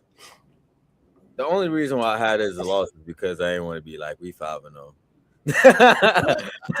Like you I'm said, trying you to can find some losses in it. like you said, I'm trying to be a little bit impartial about it. Like, but like pick a loss that we can't like Philly. We can lose. that I can team. see us losing to Philly over Green Bay. I like Philly's good. I think. But Mixer, you said it. They did not get better this offseason. They really did not. They didn't even have a first round. Another reason why I'm saying that they're gonna take this don't game matter. against the Bears personal is because they probably lose to Tampa Bay the week before. Green Bay. Yeah, I think they probably lose to Tampa Bay. They gonna probably beat Minnesota week 1. They're gonna beat the Jets week 2. They probably beat the Falcons 50-50, but they might have. So let me ask y'all this, because I see what's going on, and we finding losses just to throw them on the board. Who's the better team, Bears or Packers? Be honest. The Bears. So The Bears. why do we lose this game if we're the better team? I just told you why. Because they lost last week. No, Because they gonna probably lose the first 2 weeks. The Bears, but in this game, though, what are they gonna do at Lambeau? They're gonna have a crowd. They're gonna have that 12th man kind of feel. They're gonna have that kind of thing. And like I said, all of my losses are 50-50 losses. I am just saying, like, this is a game I'm go on record saying it's a loss. I won't be surprised when we win. I won't be. Like I said, I can argue 17-0 seriously right now. If you want me to just get into that, Green Bay. I get you. I get Green Bay's a good Sorry, team. That's what I'm saying. for real. Why are we I'm not them? scared. I'm not scared of none of these teams. Green Bay. The only team that I'm really scared on our entire schedule that not even scared of, like Philly and the Bills. Other than that, that's not it. 15, scared. Not. I don't because mixed. That's what I'm saying. Not scared. Yeah, not scared. Not scared, about being okay, scared. push. Okay, but when we talk about realistic. like, because Philly, okay, that's a Philly, good team, good organization, good everything. Yeah. Yes. And then Buffalo when we have to Bills, talk about, good. they got a good O line. We don't got a good D line. That's not a good pairing. So they can do something there. Y'all both just told me Green Bay's not a better team. So why, if they got home field advantage with Lambeau's Lambeau. I ain't gonna lie, that's a historic way to be it, statement. right. Well, Yeah. Caleb Cook in Lambeau though. So Yeah, he do. Yeah, well, you right about that. too. so that it's too. like So, like I said, I am just trying to say, like, I'm putting it as a loss. I'm 50-50 I on got it. you. You know what I mean? And like I said, I don't want no antics. I spent a whole last year. I ain't hear that one time. That's so what I I'm wanna saying. keep Like, it back. don't find losses if you feel like No. okay, No, this could be quarterback a loss. really good. He gonna dice us up. I don't think they're a better team, but I can't envision a game where Green Bay's not competitive. And in a world where I feel like it's going to be a competitive game, I could see them being able to get one. Do I think that they better? No. Do I think if we seen them in the playoffs that they're going to win? No. But I don't think that they just not going to be I think they lost too much. Yeah, and they on top of lost way that, too even many last players. playoff, the Rams wasn't a better team than the Bears. If you look at that entire game, the Rams did nothing wrong that entire game, and they were one pass away of going their ass home. I think Caleb threw 3 interceptions in that game. Caleb Yeah. threw some interceptions in that damn We game. did, still went to overtime. and we still. You see what I'm saying? Like, and so the better team doesn't necessarily always win. That's the only way. Right, but I asked who But the better, but then I wanted okay, is Jordan Love gonna cook us? Is Josh Jacobs gonna cook Josh us? Jacobs, Are you see what we I'm saying? not Like, gonna be able to this could score? be Like, that why? game. Okay. This could be that game where they show up and just get that, because I was listening to I don't know one of those Fox radio stations. They was like, are we still finna come in here and be talking about how Jordan Love is finna ascend? We've been saying that for 4 years now. Like, right. And we're still sitting here talking about which Jordan Love we're going to get. I'm just saying, compared to what I think is going to happen, they're going to have to need that Jordan Love that everybody was talking about is really, really good, the next great Green Bay quarterback to win. He might be motivated to do it, so I'm not really mad. So if I have to put a loss on our record, this is why I'm going to put it. Okay. That's all. That's all. All right. Look, like I said, it's a lot to go into this schedule. So are we all Bay? I definitely need to know what happened. Why we losing to Green Bay? But we all right.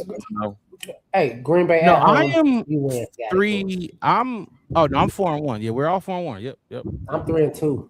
You're 3-2. Oh, yeah. You got Philly. I lost the Philly. Don't worry, we going to run. If you look at the schedule, we going to run. It's getting interesting. So, Wes, you did ask what the spread was on that game, and I said we were underdogs, 3-point underdogs. So field goal. See, you got to be losing by a field goal. That's what I said. That's what it's gonna come down to. That's why I'm 50-50 on it. So I think, I'm close to Vegas. Y'all not. I get it. I talk to those guys. I have no idea. Week 6, Atlanta on the road. This is back-to-back road games. Noon game, Atlanta. I don't know if it's gonna be Michael Penix or it's gonna be Tua playing quarterback. I don't think it matters.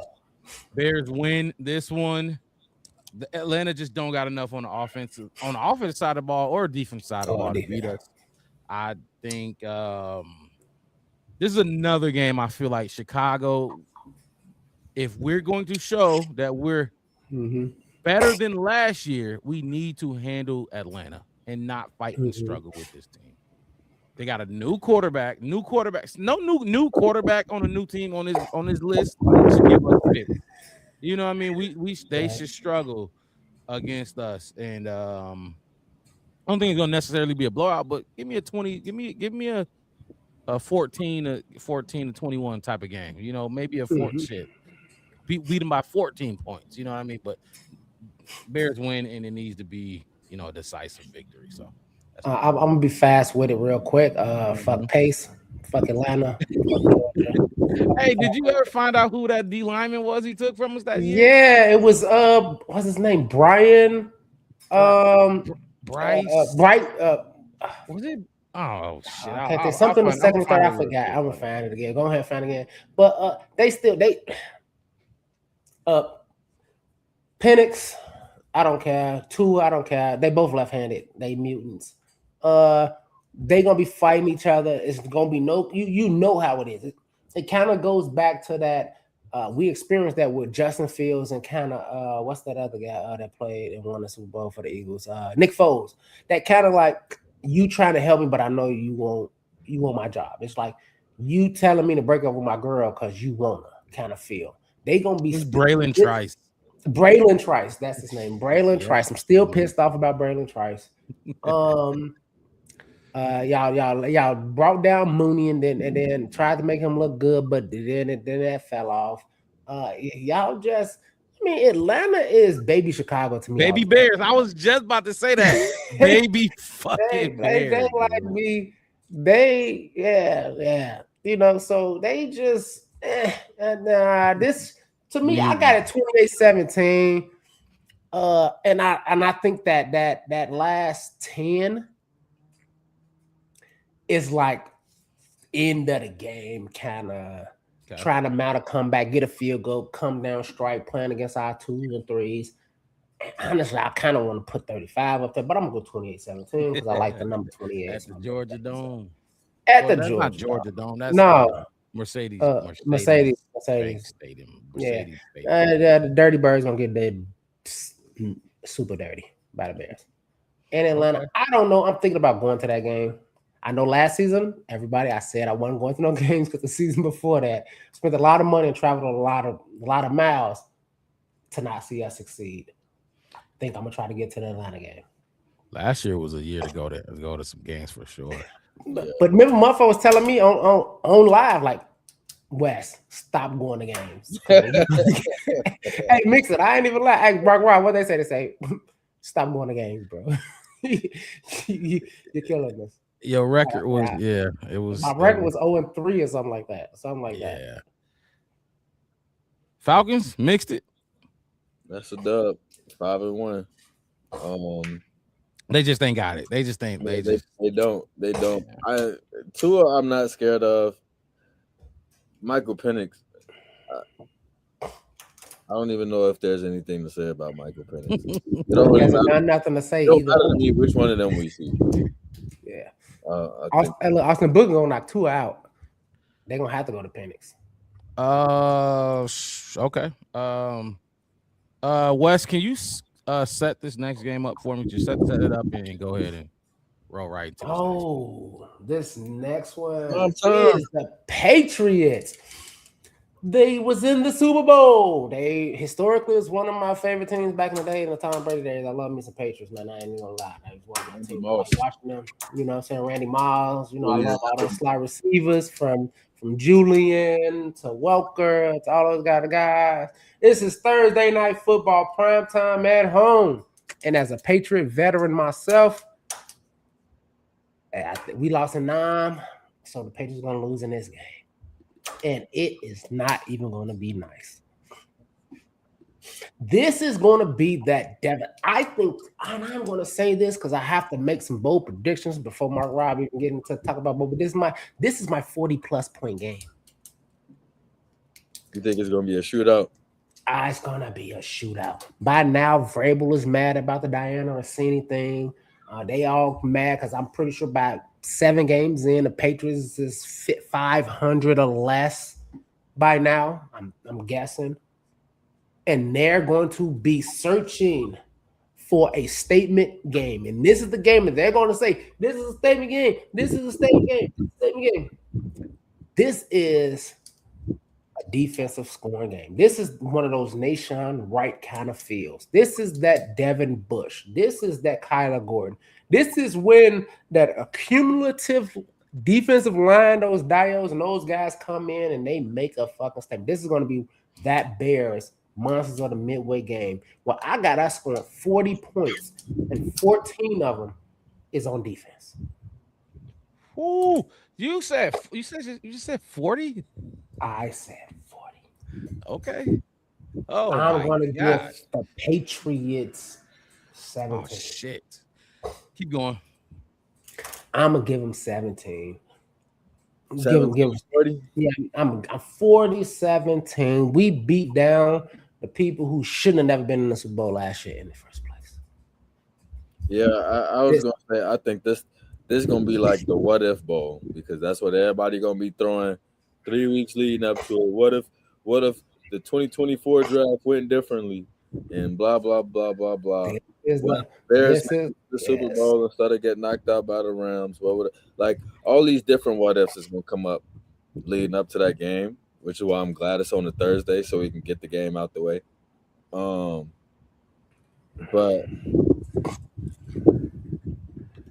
shit, I don't think they better than us neither. No. Like I think it's gonna be a good game, but I think Caleb is like just much more dynamic as a quarterback than Drake May, and I think we don't know what's gonna go on with the scandalous stuff that they got going on and how that's gonna be affecting the team. Yeah, don't they gotta still figure out if that's his kid and if that's his kid or not? His kid. Wait, what happened? Wait, I missed that part. Remember the boat? She was pregnant and they was on the boat together. Oh, I didn't pay too much attention. Oh, hey Murray. She got a baby. Michael. Like, come on, bro. Yeah.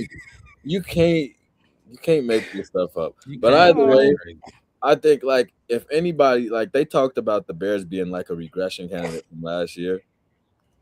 This is the regression candidate. I agree. The Patriots is the regression candidate. So I think we cool. I like this 3-game stretch that we're going into. I agree. Let me, because I didn't give. Did I give the? You gave the Falcons. You didn't get a Patriots spread. The Falcons spread. We were favored by 3. Just get that out the way. By 3. I think we times that by 3. Times that by 10. So y'all got wins. I got lost. I got us losing on Thursday Night Football to the Patriots. I think this is probably gonna be the best defense we faced this season. I think that defense that carried them. Drake May had a good season. circumstantial season, an easy schedule. They had the number one easy schedule. I think we had the third easiest schedule last year. So take that how you want it. But I think that defense was good. I think Mike Vrabel gonna draw that shit up, and he gonna give us some fits. I think Drake May is gonna have a good game against us. I don't think we're gonna be able to get to the quarterback this game, so he gonna be able to, Without their center from the Super Bowl. Yeah, I think He they played on the traded other side him. of the I think field they this traded year. him for a reason. Yeah, I forgot who they replaced him with. Exactly. But I mean, without Bradbury, I don't think we got a D tackle to beat. I mean, they can bring their second string, third string center out. I don't think our D tackle's gonna really. I don't know. I just think this is gonna be a defensive game. Mike Vrabel, I think so New England's defense, I think their defense is better than Brian Flores. That's basically what I'm saying in this one. And I think Brian Flores is one of the best defensive coordinators. But so I got us losing this one on Thursday Night Football. Did we have any Thursday games last year? Do y'all remember? I think we had one Thursday game. I don't remember who we played. Say for sure. All right, we can look it up. Yeah, throwing it out there. But yeah, I just feel like it's gonna be their defense gonna slow us down a little bit, and we're gonna have trouble getting to Drake May in this game, and we're gonna lose this game. So what's that? 1, 2, 3, 4, 5, 6, 7 games. What y'all got us? What's y'all record up to now? As the Patriots right now, I am 5-2. I'm 5-2, right with you. What you is mixed 5-2? 6-1. 6-1. Who's your loss? I was 6-1. I had the one for Green Bay. Oh, the Green Bay. Green Bay. So trifecta. Well, no, I don't. It's not a trifecta. I don't got us winning. So they got us 1.5 point favorite. So if this is basically a pick 'em at the crib, so I got us losing twice at the crib this year. One to the Eagles, and then another one to the Patriots. Both primetime games too. That's shame on you. Oh yeah. I was gonna say that. Shame on you. Got us looking bad in front of company. In front of company. Yeah. Not against the ops though. I can't lose the Green Bay. No chance. Seattle, back-to-back Monday Night Football or back-to-back primetime game. This is Monday Night Football, who we was hoping to face in the NFC Conference Championship game. It didn't work out that way. This is another interesting game. So now the schedule is heating up a little bit. I don't know. I don't know how y'all felt about Atlanta being like tough. I know we all picked them to win, but now it's really heating up. We went from Green Bay, Atlanta, New England, Seattle. That's 3 teams that gonna be tough. These are the Super Bowl champions. I guess I'll go first on this one. Another loss. I got us losing again on Monday Night Football. We can't win on prime time for some reason this year. Huh? We can't fucking win. No, you said we can't win. Yeah, I bet say not with me. Wes, you talked about that 12th man type thing in Green Bay. Well, this is the home of the 12th man in Seattle.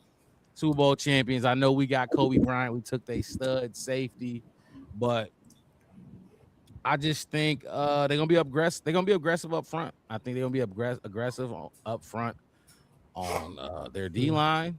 I think their O line gonna be pretty decent. Jadarian Price might have a decent game against us, and JSN. I think he gonna give our cornerbacks fits. I really do. I don't think Kyler. It might be Kyler Gordon. I don't think Kyler. Because everybody else is.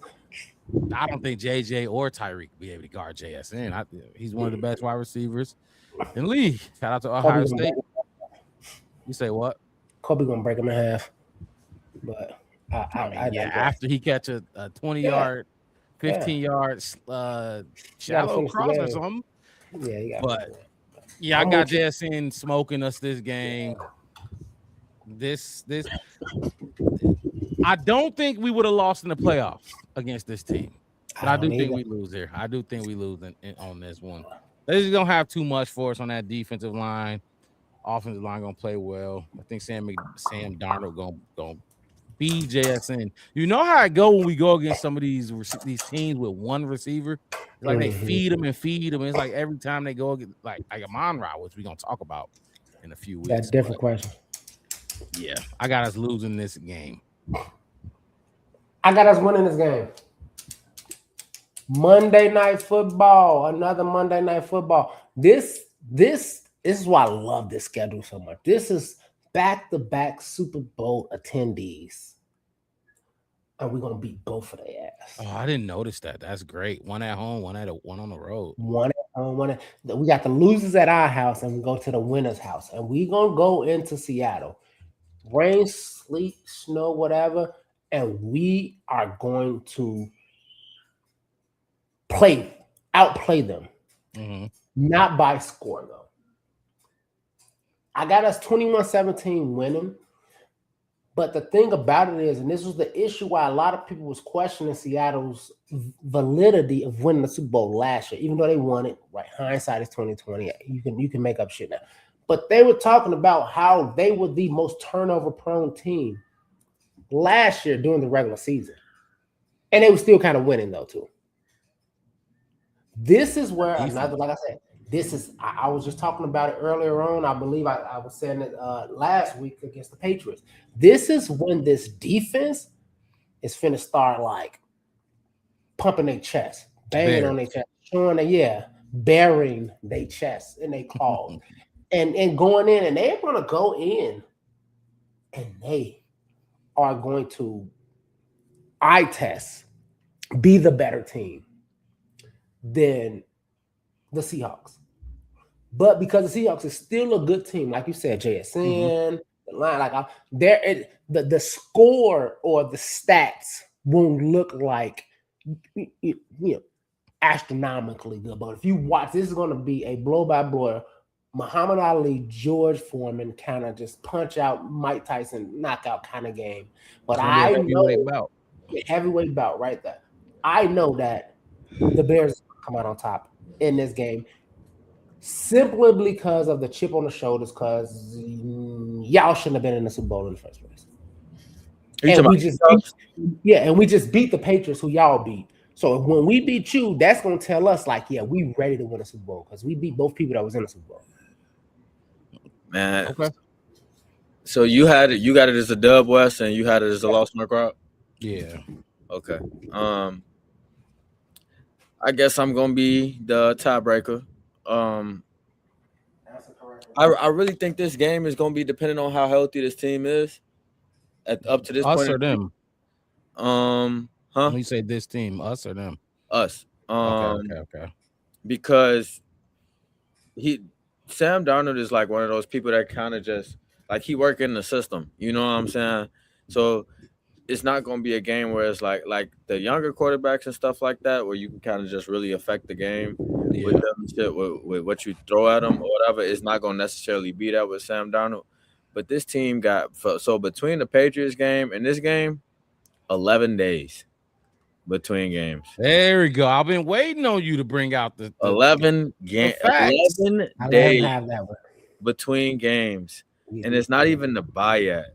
So it's like I feel like we're gonna be really well equipped to play them. But I got the Seahawks pulling it out. So this would be my second loss.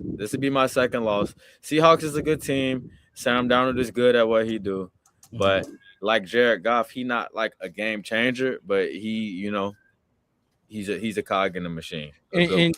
So when you talk about Sam Darnold, when we was talking about the Jets, I forgot that Geno was there. Yeah. And Geno and I know Punk. Geno put it on us in that Raiders game last year. That led to we had to block the field goal because Geno won no Punk in that game, even though he threw some picks. But Sam. So I feel you. So we got win for me, win for Mixed It, loss for West. This is a reverse. I got us as a win. Oh, you got us as a win. I got us as a loss, and Mixed It got us as a loss. You got us a loss, yes. You right. I'm the only one right. You're right. This is Vegas got us as a 4.5-point underdog in this game on the road, going against the 12 men. So Did Mixter say this was his second loss? Yes. Yeah, that's my second one. Second loss. This is my third. Third. I'm at 2 losses. You had 2. 1, 2, 3 losses. So right now through what is this week Week 8. 8, 5 and 3. You got us at 6 and 2. Mixed it got us at 6 and 2. Right? 6 and 2. Oh, look, not bad, fellas. Not bad. And like y'all look, this is a number 1 schedule. I want to play a clip of, I think it's Ian Rappaport talking about Ian Rappaport talking about this first place schedule. I won't play it now. I'll get some more. We'll get some more games out the way. Do it on the bye week. That'll be our bye week. Yeah, we'll play the clip at bye week. Hey man, perfect. Hey, well, I'll be thinking. Tampa at the crib. This is Sunday Night Football. Is that right? Yes, it is. Sunday Night Football against Tampa. Is that 3 primetime games in a row? God damn. 3 primetime games in a fucking row. They want to see us. You know what's crazy? I picked this. We lost on every primetime game so far with me. Everyone so far. So you want to go first? I hope I'm wrong, and I think I'm going to be wrong. And I'll go first on this one because I got us losing again on primetime. Tampa Bay. They got Ruben Maine over there. I don't think he's I don't think he go better. But Baker Mayfield is. I think he's that he going. That's a shootout. That's a shootout waiting to happen. It's gonna be a shootout. I think Baker gonna play good against our defense, and I think we gonna play good against their defense. This is gonna be a shootout like the 49ers game last season. Y'all remember that one? It was like, what was it, 41 to 30, some crazy shit, 38. Like 41 to 40, something, yeah, whatever. Shootout, and we don't just come up short. We might have the ball last, and I don't know, maybe Caleb throws an interception, or we go 3 and out, or turnover on downs. It's so hard saying stuff like that when you watch Caleb pull so many damn clutch moments last year. I know. Say that he's not going to be clutch is so hard to say. It's hard, but we also see Gotta find it. We also seen him not do it. Like in the playoff game, we went to OT and the defense got to stop in overtime, and we threw an interception. Now people talk. They ran the wrong route. Caleb threw the interception. In the Green Bay game, last play of the game, Caleb threw the interception. It happens. Oh, the 49er game, last play, Caleb threw an interception. Wes, because you said the same exact thing, Mark Rob. Like when it happened, you was just like, so you live by the sword, you die by it. Just like what they say, live by the 3, die by the 3. Yeah, shooting threes, you hooping, but when the ain't falling. Shoot again. Right, bro. You gonna stop now? Again. I'm letting that motherfucker. I'll be 0 for 15. Shoot. But I got this as a loss. We have lost on my account for playoff game. 4 primetime games. We are 4 on primetime. If we watching it during the season, the way my shit's going, we gonna be pissed the fuck off. Everybody gonna know it. Everybody gonna think we 0-8. Hey, the way, because everybody will be watching us. The whole world watching us. The whole world watching. They gonna see us lose every single time. I'm gonna go next, just to get it out there, just rip the band-aid off. I got it as a loss too. I got this one as a loss. I got this one as we the last, because I got us the last 3 games, ramping up against the Falcons, going in on the Patriots, just killing it ourselves against the Seahawks, those 2 last year Super Bowl attendees. And I just feel like this one right here might be that kind of like gassed out kind of game. I know it's Monday to Sunday, so what's it like 6? I was gonna ask y'all, how does that rest play out from Thursday to Monday to Sunday night? I think this right here will be, and it's gonna be that kind of I go on vacation next week field. And we at home. I'm kind of sore, so just to give y'all the exact dates real quick, my bad, Wes. We played the Patriots October 22nd, the Seahawks I think November 2nd, and then the Bucks November 8th. Right. So it's 6 days. That's what I'm saying. Yeah. So we coming And then right. we away, home. So you see what I'm saying? And I think because I think we're gonna try to make statements against those Super Bowl attendees. Yep. On top of that, coming off of my loss that I put in for Green Bay, winning against Atlanta, it's like now we need to ramp up. We need to start getting better, however you want to look at it, kind of feel. And that Tampa Bay game is like some guys probably just waiting for the bye. We've been doing this for 9 weeks. I'm trying to fix, I'm trying to, get some treatment on this foot I got, this knee I got, this shoulder, this bicep, this pec, this whatever kind of thing.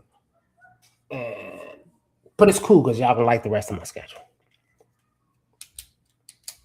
Well, shit, at this point, I'm 5-4, so nobody like my am schedule right now. 6-3. 6-3 now. What you got, man? Still above 500 though, Mark Rob, but just still trending in the right direction. Didn't we play? Oh damn, he was gone. Didn't we play 3 games in like 10 days last year? Yeah, we had it. How did we fare? How did we do in that span? I'm gonna find it. We can find it, but I'm pretty sure around that span, I think we came out above 500, 2-1 or something, 3-0, something like that. Because remember, we went on 2 4 or 5 game winning streaks last season. Mm-hmm. We did. Yeah, Tanner think they're gonna torch us. I don't think so. DJ? Oh, we ain't told DJ yet. Go ahead, mix it. With Tampa Bay, I got it as the same as y'all. I think that's gonna be a shootout. I think it's gonna be such a fun game to watch. But to me, I think it's gonna be like one of those games. I don't got us winning against Tampa Bay just because we traveling from home to Seattle to back home, and then we got a short week to play against them, and it's not like they're a pushover team or something. Like they're gonna give us some goal, but we're gonna be able to play with them. I just think like if we play against Tampa Bay and we lose that game, which this is the first primetime game. No, it's the second primetime game I got us losing. I think it's just like it's gonna be like one of those wins for Tampa Bay where it's like both of y'all kind of like y'all shake hands at the end of the game, like shit, like you had a good game today. You know what I'm saying? Like if Baker come in there and he have a shootout with Caleb Williams and Baker cook or whatever, can't necessarily be bad. Now if like the Bucks offense not working and we lose that game, it's gonna be disappointing because I think that if we lose that game, it should come to like a shootout type of situation because Baker go out there and get yards. You know what I'm saying? But Caleb he gonna throw some shots too. So I think Tampa Bay gonna pull it out, but that's gonna be 2 losses for me in a row, and I think that's gonna be my third up to this point. So up to the bottom. So you got us at what? 9. 6-3. 9, 6-3 going in the bye week. What you at? 6-3. 6-3. I'm 5-4. Now the Bears got the toughest schedule in the league based on opponent win percentage and yada yada yada. Data. That's it. Data, yes, exactly. And I look because okay, and this is really because a lot of people just took the schedule lightly, more lightly than I would, than I was thinking because we play some good teams on this schedule. And I think Ian Rappaport said it perfectly. Did somebody just jump in? No, that's me. I'm about to say I'm gonna switch to my phone for a second because I'm gonna walk away from my laptop. Yeah, do your thing. I'm gonna play bye week. Bye week. What is this? Week 10? We win the bye week. We win the bye week, and okay. Mixed it was talking about travel. A lot of people putting emphasis on travel and how we are, gonna fare up against this schedule. And I look at it like kind of like this. this ain't no punk schedule. Like fuck travel. If they gonna win, they gonna win.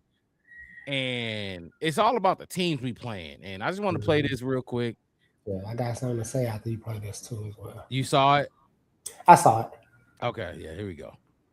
I didn't. Yeah, so and that's kind of what to me is really interesting about this. It's not just that, okay, they play the NFC South, they play the NFC East, or play the AFC East, I should say. They get Buffalo, they get the Patriots. All those games are good. Really what this is are the Chicago Bears going to be a team with staying power? Because we've seen this, year after year, a team plays a not very good schedule, third place, fourth place schedule to go and beat a bunch of teams. And then when they get the good schedule, the first place schedule, the really hard one, you say, all right, maybe they're not quite like we thought. If the Chicago Bears are going to have staying power, and based on the way they're coached, based on the quarterback, based on the type of feisty defense they're going to have for Dennis Allen's unit, this seems to me, Tom, like a team that is going to be in it.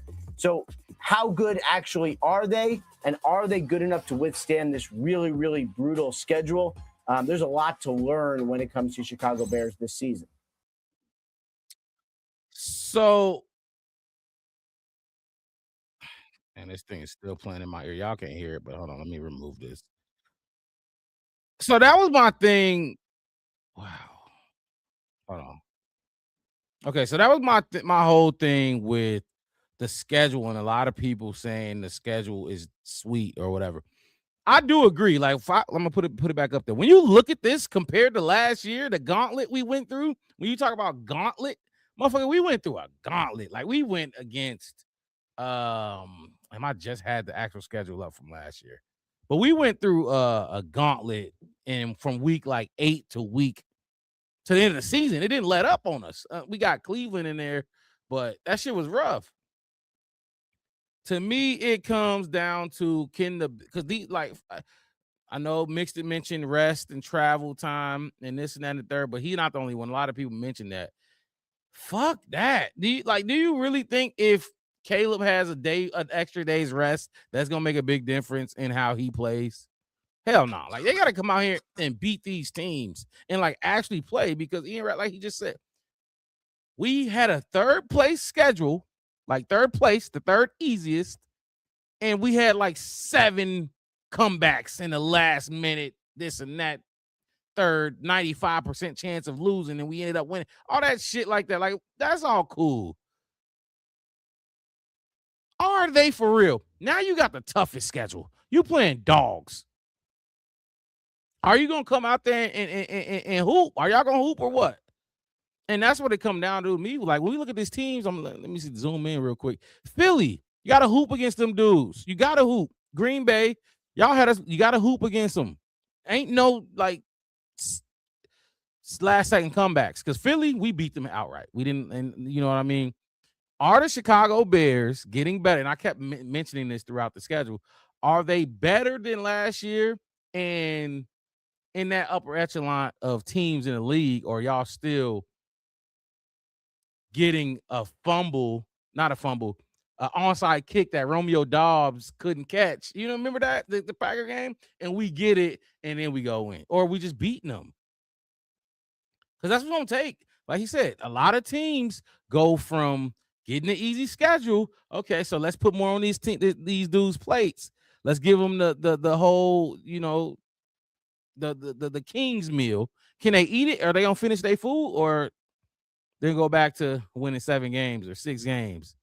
That's what I think it comes down to, more than any other optics of travel or rest, and you know, like how many games they play between each. I mean, how many days of rest they got between each game. This is a hard schedule. This is a fucking hard schedule. That's why when I hear people say, "Oh, we gonna beat this team," why do you think we gonna beat this team? Right. How are we gonna beat this team? All of these. You know teams. what I mean? We can beat all. Yeah, like you could come up with you could like, other than Philly and Buffalo in our division, right? Let's just take them out of that, right? Philly, Buffalo, and then our division, right? Okay. So you got Carolina, the Jets, yep, Patriots, Seattle, Tampa Bay, Atlanta, New Orleans, Atlanta, Jacksonville. Right? We could talk. Let's just talk Jets, Atlanta, Tampa Bay, Mhm. Miami, Jacksonville. Mhm. That's 5 games that should easily. Whoa. me. 1. Carolina, Uh-huh. Jets, Falcons. You go Tampa wait, Bay. Philly too, though, right? Philly got to put Philly in No, there. I ain't putting Philly in there. I'm telling you. Okay. This. I said when you look outside of our division, the teams that I'm like, okay, this is a team that I'm very confident in. These are the easy ones. The easy ones, if you want to call it that. I didn't want to say that word, but fine, fuck it. The easy ones: Carolina, Jets, Falcons, Saints, Jacksonville, and Miami. So 1, 2, 3, 4. That's 5. Okay, right. Okay. That's 5. Yeah, if you want to go into like, okay, tough ones, you got 5 tough ones. Tampa Bay could be one, Buffalo, Seattle, New England, and Philly. New England is one of the teams that had one of the easiest schedules. Sorry, if you got to take that, I could jump in. No, you good. I don't have to take that. Okay. Now, if you look at Philly and Buffalo, they have been basically open windows to win a Super Bowl the last 4 or 5 years. Let's just call it. Philly won one in the last 2, probably in the last 5 years, something like that, right? Then the other 2, you can put them up as, okay, they were in the Super Bowl last year, so they made it there, right? And then you got Tampa Bay. It's kind of like it's in between. It's right there in the cracks of the middle. New England's schedule last year was the easiest schedule in the league, so they won a lot of games that they probably ain't gonna win this year. So their percentage goes up. Then you put the 2 contenders in there whose percentage has always been up. When you get Philly and Buffalo.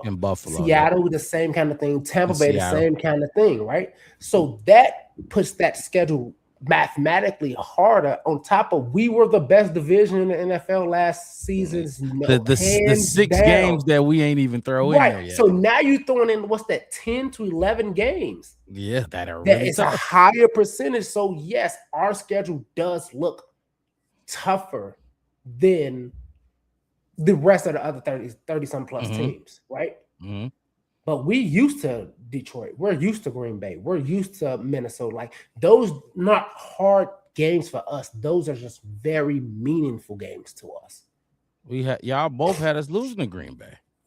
That's fine. Honestly, fine. I think this is one of Green Bay's worst teams they had in the last decade. That's fine. That's what I'm saying. I'm like, a lot of these games, I'm like, and that's why I said in the beginning, I'm just looking for the loss because I can argue 17-0. And I You can put up, argue it, but like I have valid, very valid reasons why. Let me jump in here real quick. While we talking about the rest differential stuff and all of that, because you're right, it's definitely been people talking about that. But when I looked at this schedule and I said the Bears have a much easier schedule than what people think it is, it's not just in the fact that they get a lot more rest than other teams. One of our biggest issues last year was health. And I think the league has set the Bears up to be like, we need you to put your best foot forward because we putting you right in front of everything as much as we can do it. And then, but they're doing that and they still don't play an international game. You know what I'm saying? And then on top of that, when you look at the schedule, a lot of these hard teams or quote unquote hard teams, we playing them here. You know what I'm saying? Like, so to me, it feels like the way that the schedule is built for the Bears is really in their favor. But I don't think that is a reflection on the teams that we play. But like Wes said, I think we have one of the perks of being in the North is 6 games a year. It's a steel cage match. And if you want to be competitive in this league, you need to start with being competitive in that one. You know what I'm saying? Absolutely. So, which we were 2-4 in our division. Right. We were 2-4 and made the playoffs in our division. 2-4 in our division. And we won the division. Outside of the division, we won 9 games. You know what I'm saying? Well, I'm just saying, we just said you got to start in a division. We did it backwards as fuck because we were not good in our division and we still made the playoffs. I'm just throwing that out there. Well, I think when it comes down to it, like up until like the very end of the year, it was damn near 3 teams from the North making the playoffs until Detroit kind of fell off towards the end. You know what I'm saying? Everybody had only 9 wins. Yeah, they had Right. So 9 wins.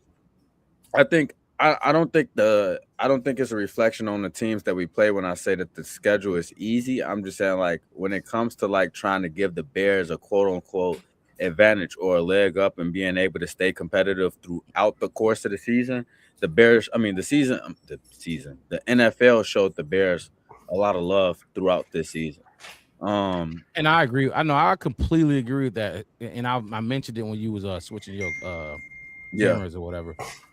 Last year we had the easy games, and then they put us through a gauntlet. We don't have no gauntlet like that this year. You know, it's kind of like if you're gonna add the rest in the days in between games and the days days in between good teams, like they give us Falcons in there before we go to before New England comes in.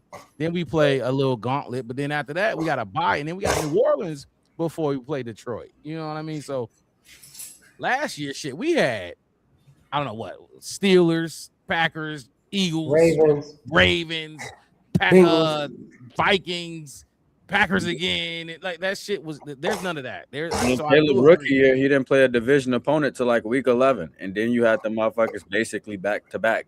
And so it was all your meaningful games is stacked. Like you could do whatever you want to do in the first however many weeks when Flus gave the season away, but week after week after week is if you don't win this, it don't mean shit. You know, so I do agree to that sense. Like, yeah, this layout, I do love this layout. If you're gonna give us a first place schedule, this layout, it'd be hard to give us a better layout because I mean it's already hard. You're playing a lot of good teams, but I mean you got Carolina, Vikings, Philly, then you got Jets. You know what I mean? Then you got Green Bay, but then you got Falcons. Like the low, lowers a little bit. So. We got a playoff gauntlet at the end of the season. We'll get to it, but it's a playoff gauntlet. It's a divisional kind of thing, but it's at the end of the season. It is by then you will know who you are. Come week, what's that? I'm looking at 14, 15. Yeah, them last 4 games is crazy. Because that was all. Maybe not. Maybe not. Maybe the Bears is just, as they say, they glow up, they mature, or whatever you want to say. The summer. The summer I turned pretty. It was a show on, I think it was Netflix. The summer I had to watch, but that's what it is. So mathematically, like you said, Mixed, it is mathematically the toughest, but schedule-wise and team-wise, I don't think so. Because if we was in what division the Panthers in? The AFC South? Or was that the NFC? NFC South. I know they're in the South. NFC South. If this was if we were the Panthers, right? And you replaced all our division opponents with the Panthers have to deal with it, it wouldn't be close. You see what I'm saying? So I think our division is always going to make our schedules worse and our teams look worse, and that's what it's going to do. It's what it's going to do to Green Bay this year, and it's what it's going to do to, I want to say, the Vikings. I kind of want to say the Lions instead, but those 2 teams is going to be exposed this season because of our division. I do think the Packers and the Vikings going. I don't think Lions going nowhere. We'll get to that, but you say what? I think their talent just kind of can overshadow a few things here and there, but that's what gotta have talent. But so let's look at the schedule real quick, and we'll continue because we got the Saints coming up, and we'll continue with the schedule. Outside, let's look at any team that, let's just say, all the teams that are quote unquote easy, or just, you know what I'm saying, like should be a win. Easy. Just should be a win, or yeah. I'm gonna go through them and stop me if you disagree. I'm going straight to the Jets. I'm not even stopping at Carolina. Do you stop at Carolina? Do y'all stop at Carolina? I start with Carolina. You start with Carolina, okay? Mixed to you too. Should be a win. I didn't know I was muted, but yeah. Carolina. Okay, So Carolina Jets, right, for both of y'all. Carolina Jets. Okay, then y'all saying Atlanta too? Atlanta, yep. See, I'm not there. I'm Jets. I'm talking about like easy. I'm just Jets right now. Just Jets, and then okay, cool. Jets Saints. If we saying like if we talking about teams that we gonna play that's just like truly easy. Oh, you talking just walk over teams? Miami. Yeah. Jets, Saints, Miami. Yes. I see 2, and the Saints ain't one of them. I think the switch that they made at quarterback, Tyler Shuck, he's a lot better than what we played in Spencer Rattler. Spencer Rattler was pretty good though. Spencer Rattler wasn't what Tyler Shuck was. Tyler Shuck had them going in 8 straight at the end of the season with 2,000 yards in basically 10 games. I think he played like if he's playing as well as he ended last season, that game's gonna be really competitive. Yeah, I think the Saints ain't just Saints. I'm with you. Yeah, I'm with you on your Jets Saints. Saints. I'm Carolina. My guess. Mixed. Okay? Because now you're saying Tyler Shuck is good enough to make the Saints hang in there with the Bears. I think they're going to be a better. They're not. I don't think they're just going to be like god awful. Is what I'm saying. I don't think they just going to be. What we talking about like just easy for us. Oh, I thought you was just that was just like shit teams. No, Jets is kind of a shit team. The Saints gonna win 5 games, if that.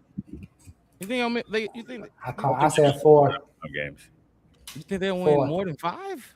They schedule got to be easy as shit. With how many games they lost last year? Miami can beat them. Mm-hmm. The Saints ain't got enough. I don't think they got enough, but I think the floor for the Saints right now is the same as Miami in terms of like what they are. I think that's their floor. I don't think Miami's just like a better like they just young as shit. You know what I'm saying? The Saints, Miami, they got a few pieces, but they don't have like perennial. You know what I'm saying? But they got some pieces that can play. Didn't Miami take Kelvin Banks? I mean, not Miami, but Saints. I think so. Yeah, I'm pretty sure. They took. The Saints are that they've been building. They have been building with some pieces. Mm-hmm. They just need some stars. They have 0 stars. Don't mean use bathroom. Don't mean they got light switches. They say they building. Don't mean they got working water. They got Jordan Tyson and Derek Moore and Oscar Dope was their first 3 picks. Mm-hmm. Yeah. They got who? Who's Jordan Tyson again? Jordan Tyson was like top 2 receivers in the draft, but he had injury history. Okay, yeah, that's mm-hmm. All right, so I just want we went. We just I got 4 of those. What you want to call easy? Yes, easy. I went Jets, Saints, Miami. Who was your 4th one? What? You got to be talking about Carolina. Jets, Carolina week 1 coming out. Okay. They kind of overachieved a little bit. I just got it's a culture thing to me. They did add some pieces, but I think us coming out week 1 versus them coming out week 1, and it should be easy game for us. So mixed, you got 4 too then, because you took out Saints, but you kept Carolina. No, I said it's in terms of teams that's just like because Carolina will beat the Saints for sure. I think in terms of games that should be definite wins for us, I see 1, 2, 3. Yeah, I got 4. I think it's 4. That's Jets, Saints. And they all not in the division, like Wes said.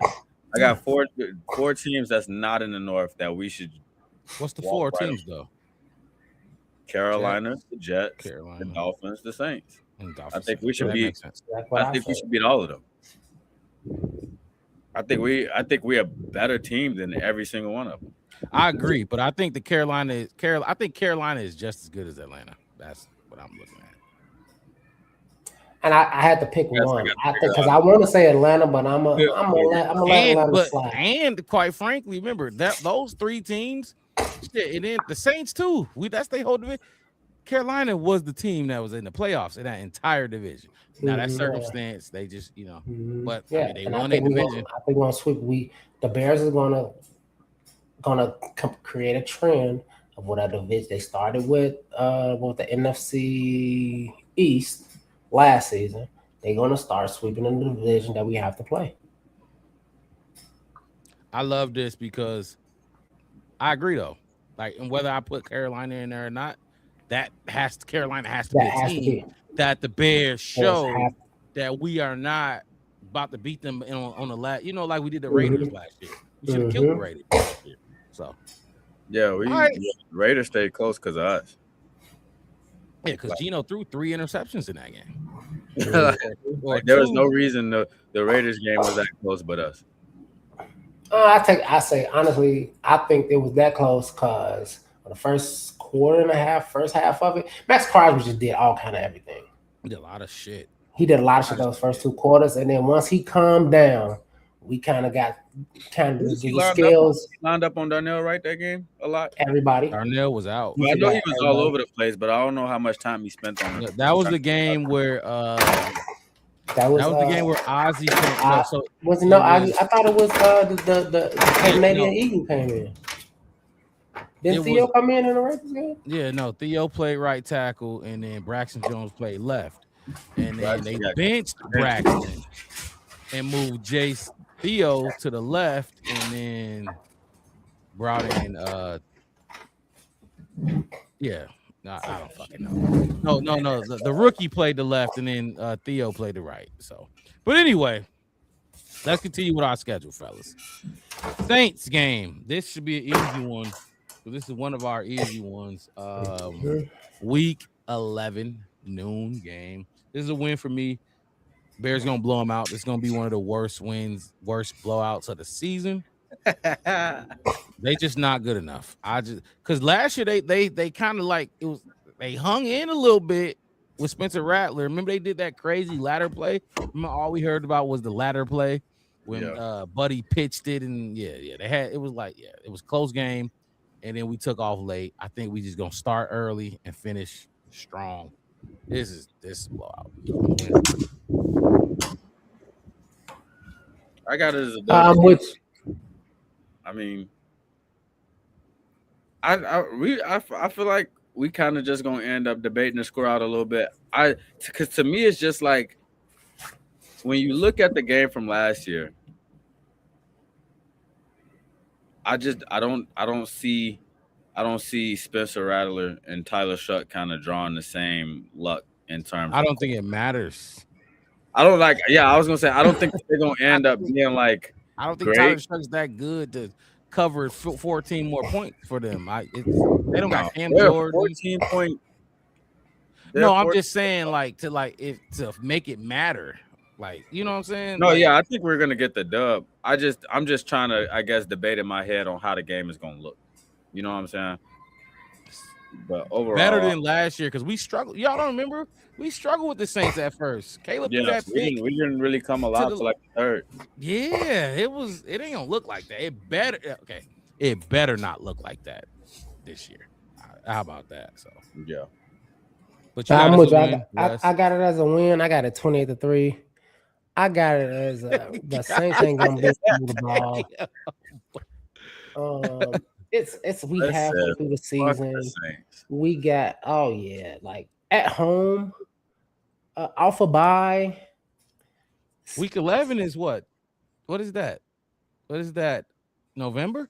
It's the week before Thanksgiving. It's the week before thing. Oh, that's November. That game will be like late November, like November 20th. It's gonna be chilly outside. It's gonna be chilly outside. Ain't no dome. New Orleans ain't no dome. Ain't no none of that. We off a bye. Which none of that shit matters, but still. It don't. I mean, I'm just saying we more likely have more healthy players. How about that? Everybody get some rest, get some treatment, or whatever. Hopefully, they might have healthy players too. They might have, but so. Their team could be 100% healthy. We don't play nobody. They ain't beating us. This year. The Saints could be 100% healthy, and they ain't beating us. We could be down our number one receiver, second tight end. Tyson will beat them. Yes. Yeah. Yes, Tyson will easily beat them, and I say easily beat them, especially at home. Okay. In week 11, this is a 28-3 game, man. I'm gonna do a record check before we get to week 11 or week 15. Week 15. I keep receipts. I got you. So that's a win, a home win. Yeah, Thanksgiving, fellas. Thanks fucking giving. Families, Wes, you got the little ones. Y'all gonna be watching football that day. And eating. I love this. We're gonna be eating turkey. We're gonna be eating turkey, and at the end of the game, the Bears is gonna be eating turkey too. Go ahead. Keep going. Not. Ben Johnson is not losing in Detroit ever again. Hey, he ain't gonna lose in Detroit ever again. He ain't gonna lose in Detroit ever again. That 50-something game win from last season, it don't. When you a competitor, you don't never forget. You don't never forget shit like that. Let me just jump in real quick to shout out my boy J2K. Said I got us going 15-2. The Ben Johnson effect is real. He also said, "What's good, fellas? It's been a minute. It's definitely been a minute. What, about a week off? A week off since we go once a week. So a week off is a long time for us. Or was it 2 weeks off? I think it's 2. It was 2 weeks off since the draft. Whatever since the draft, we ain't been here since the draft, but we here now. We here, and appreciate you jumping in the chat, my boy. I always got to shout you out, a friend of the show. But he said 15-2. That's crazy. Keep going, Wes. No, I'm just saying. I ain't what they say back in the day. I ain't wagging a stick at it, J2K. Like I said, I can sit up here and argue 17-0. I ain't even gonna lie to you. I just know. It's unrealistic. So let me just start losing to Detroit. Some kind of stuff. No, I don't think we're gonna lose to Detroit again. This is a team I don't think we're gonna lose to again. This is the like I said, the installment days is over. The not knowing what your job is days is over. This is gonna be. I mean, we're in week 12. We've been doing this for like 3 months. No, you're not wrong. You're not wrong at all. You know what I mean?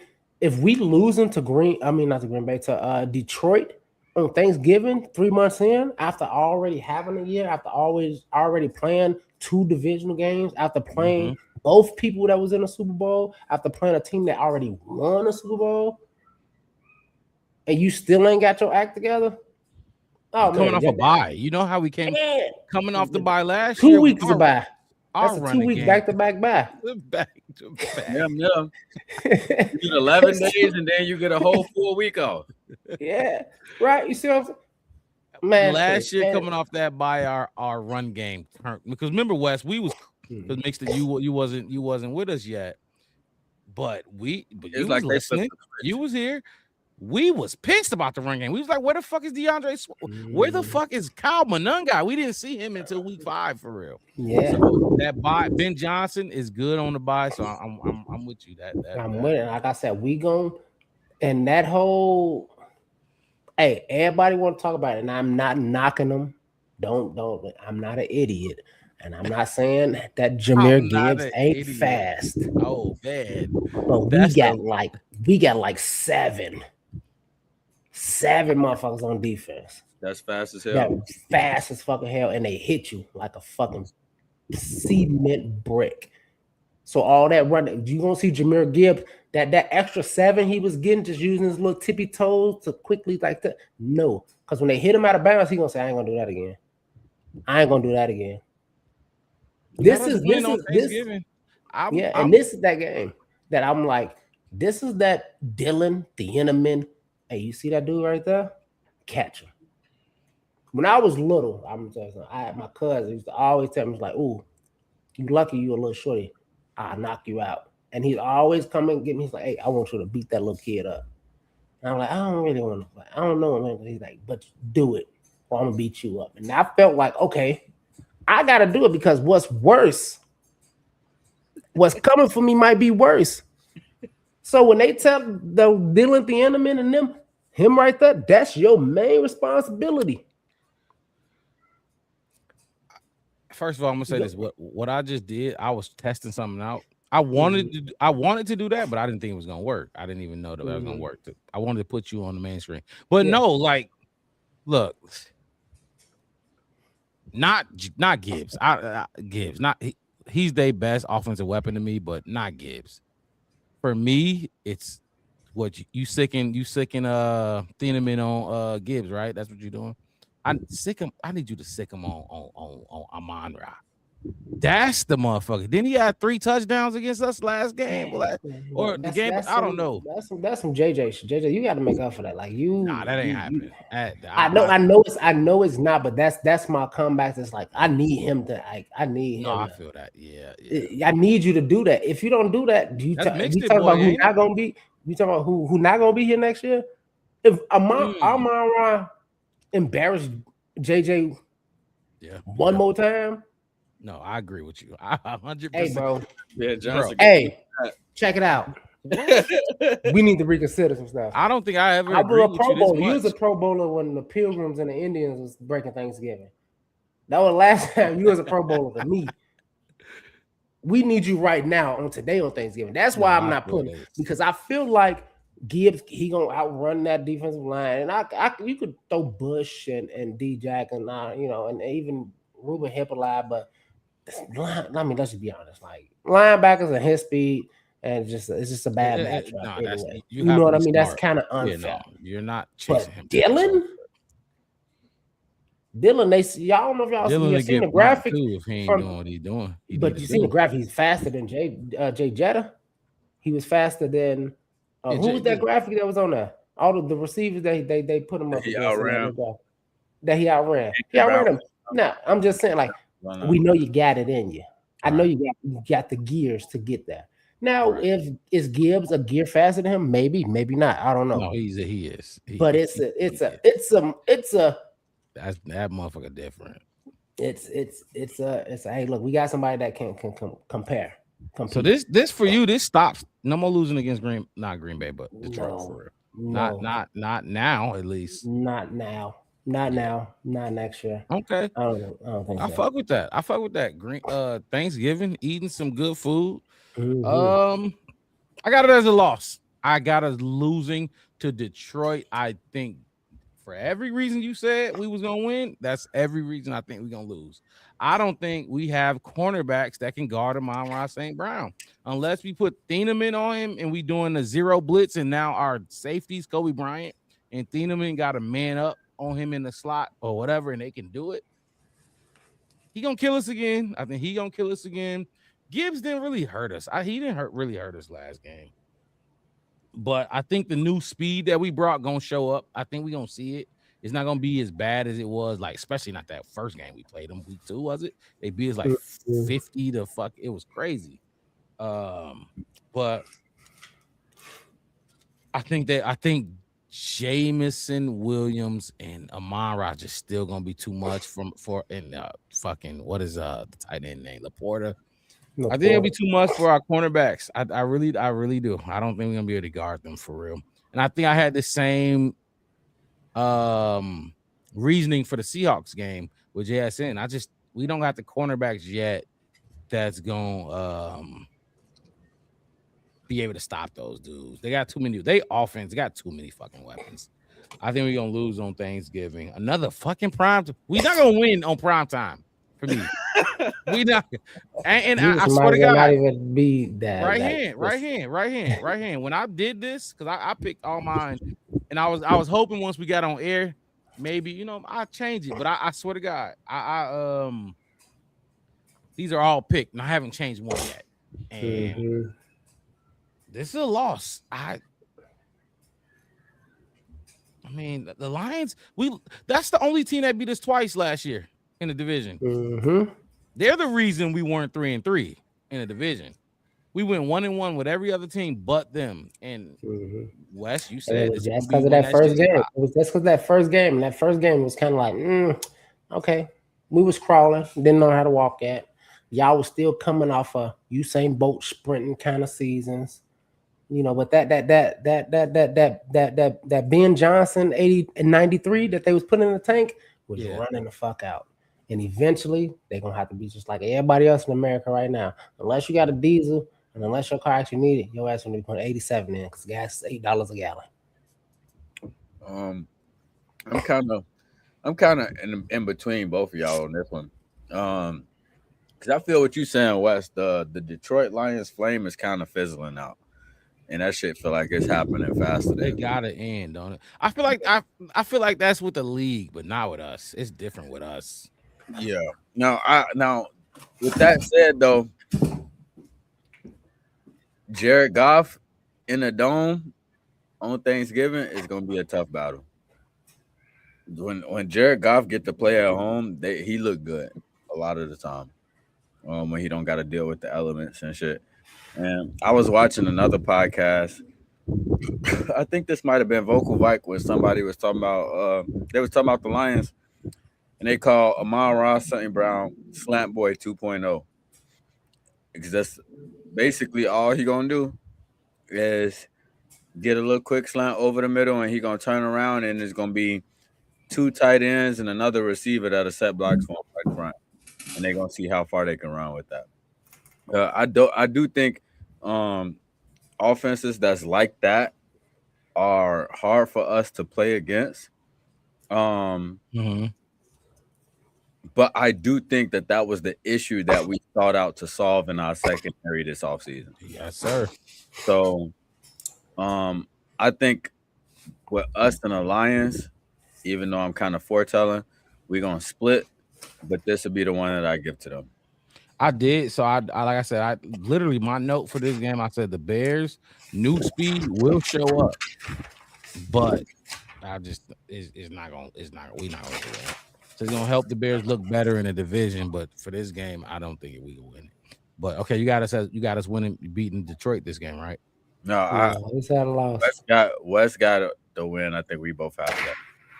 Winning Devin Bush, baby. Devin Bush gonna carry that cross and little pick. That's gonna be it's gonna be his time because he's gonna have to shoot across the middle and he gonna make it. He gonna make golf think.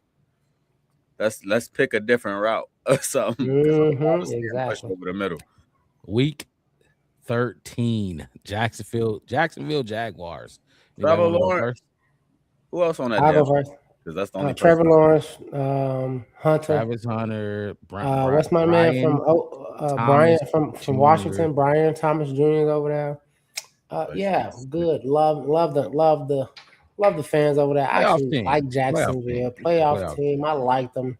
London loves them. That's why they're gonna lose. It's a loss. 31-21. Bears is in their bag now. We at home. After beating the Lions on Thanksgiving too, we back at home. This Florida trip is gonna be pineapple drinks and bikinis. This one is gonna look over well before it's over. The 21 points they got is gonna be,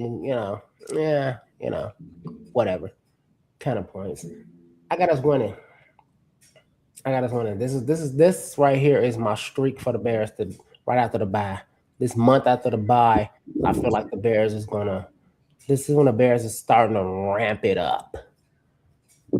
Being the Bears that we like, where you can point your finger in the motherfucker face at the ball, like I fucking told you, the Bears was the shit. I can't wait. Well, I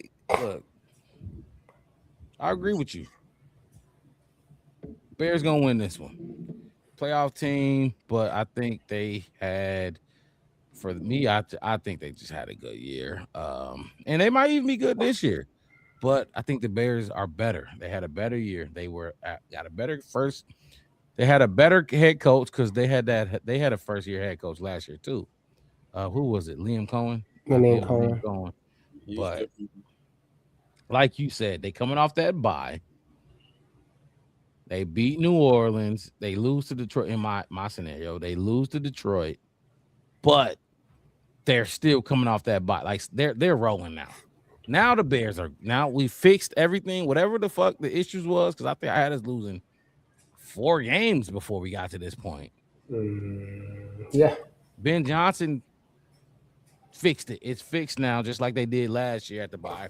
It's fixed. This is a win. Jacksonville's a good team, but they're not going to be able to beat us. So I got us going to Miami winning. What you got mixed it? Yeah, I got the same thing. We just go have a time in Florida. Have a time in Florida. Right. So we just have a time in Florida for 2 straight weeks. We get to go do it up. All right, well, kick us off with Florida then. With Jacksonville, that's definitely gonna be I think it's gonna be a win. I think that's gonna be a good game too, though. Oh shit, no, wait, we playing Jacksonville at home. At home. Jacksonville got to come to Chicago in late November, early December. Yeah, that's gonna be tough. That's gonna be tough. And then when you get to Miami in December, there we go. Yep, that's gonna be shit. That's gonna be some weather we like too. So shit, like either way. But it's like I think I kind of just think at least in terms of the Dolphins, I just think that's a team that's just not ready. They're not ready. 14. Yeah, I think that we would break off the baby Packers. Yeah, we kind of foreshadowed it when we talked about our easy teams on the schedule, and Miami was one of them. So I think Jacksonville, Miami, we come back with 2 straight after that loss to Detroit on Thanksgiving. Wouldn't it be beautiful if the Bears played both Jacksonville and Miami in Florida? That would have been nice for them. They would have just good 15 days or so. Just stay out there. Why come back? Right. Just stay out there for 2 weeks during the winter months in Chicago. Shit. I don't need to see nobody and no hairlines. But yeah, I got this Miami Dolphins game over and done with. Over with. Quick saute. Quick saute. 35-14. Baby Packers ain't doing nothing. Don't care. Y'all just not ready. Y'all starting quarterback is a back quarter who played well. But I mean, I can't say Malik Willis is better than fucking Tyler Bagent, to be honest with you. He's still a backup quarterback. I 100% agree. You know what I mean? I think he just caught us because his bitch ass was running. He could run more than we. He made some good football plays. Great for him. That's fine. That's fine. The emotional games, which is the Bears versus the Packers always. But yeah, this is right here. This is like I said, I got us going off the bat 4 straight wins. Miami, we gonna. This is when. What's this? Week 14. Let me write this down. Week 14. Week 14 is when everybody is going to be screaming Super Bowl for the Bears. Oh, I hope not. Everybody, this is when everybody going to be projected because everybody want everybody the shit out of Miami. Don't scream that because they're going to be saying out of Detroit. This is when they're going to be saying no, not saying they're going. This is going to be when that question here. Good morning football. And Bears are they're going to be like, is the Bears a Super Bowl contender? They went on the 4 games. I'm going to be right. I told you it wasn't a fluke. So it's not a fluke. They came off their bye. They won 4 straight games. They do got 4 tough games, but they're looking really good. Like they can beat any of these teams on any given day. This is what is going to happen in week 14. Okay, so I'm right with both of y'all. I'm gonna make this quick. This is an easy win to blow out. Beat their ass, beat them down because these next 4 games are huge. So right now in week 14, what's y'all record before we go into this 4-game stretch? Well, we have 2 home games, 2 road games, and it's staggered. Road, home.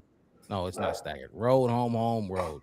So sandwiched. What y'all got at week 14 after week 14?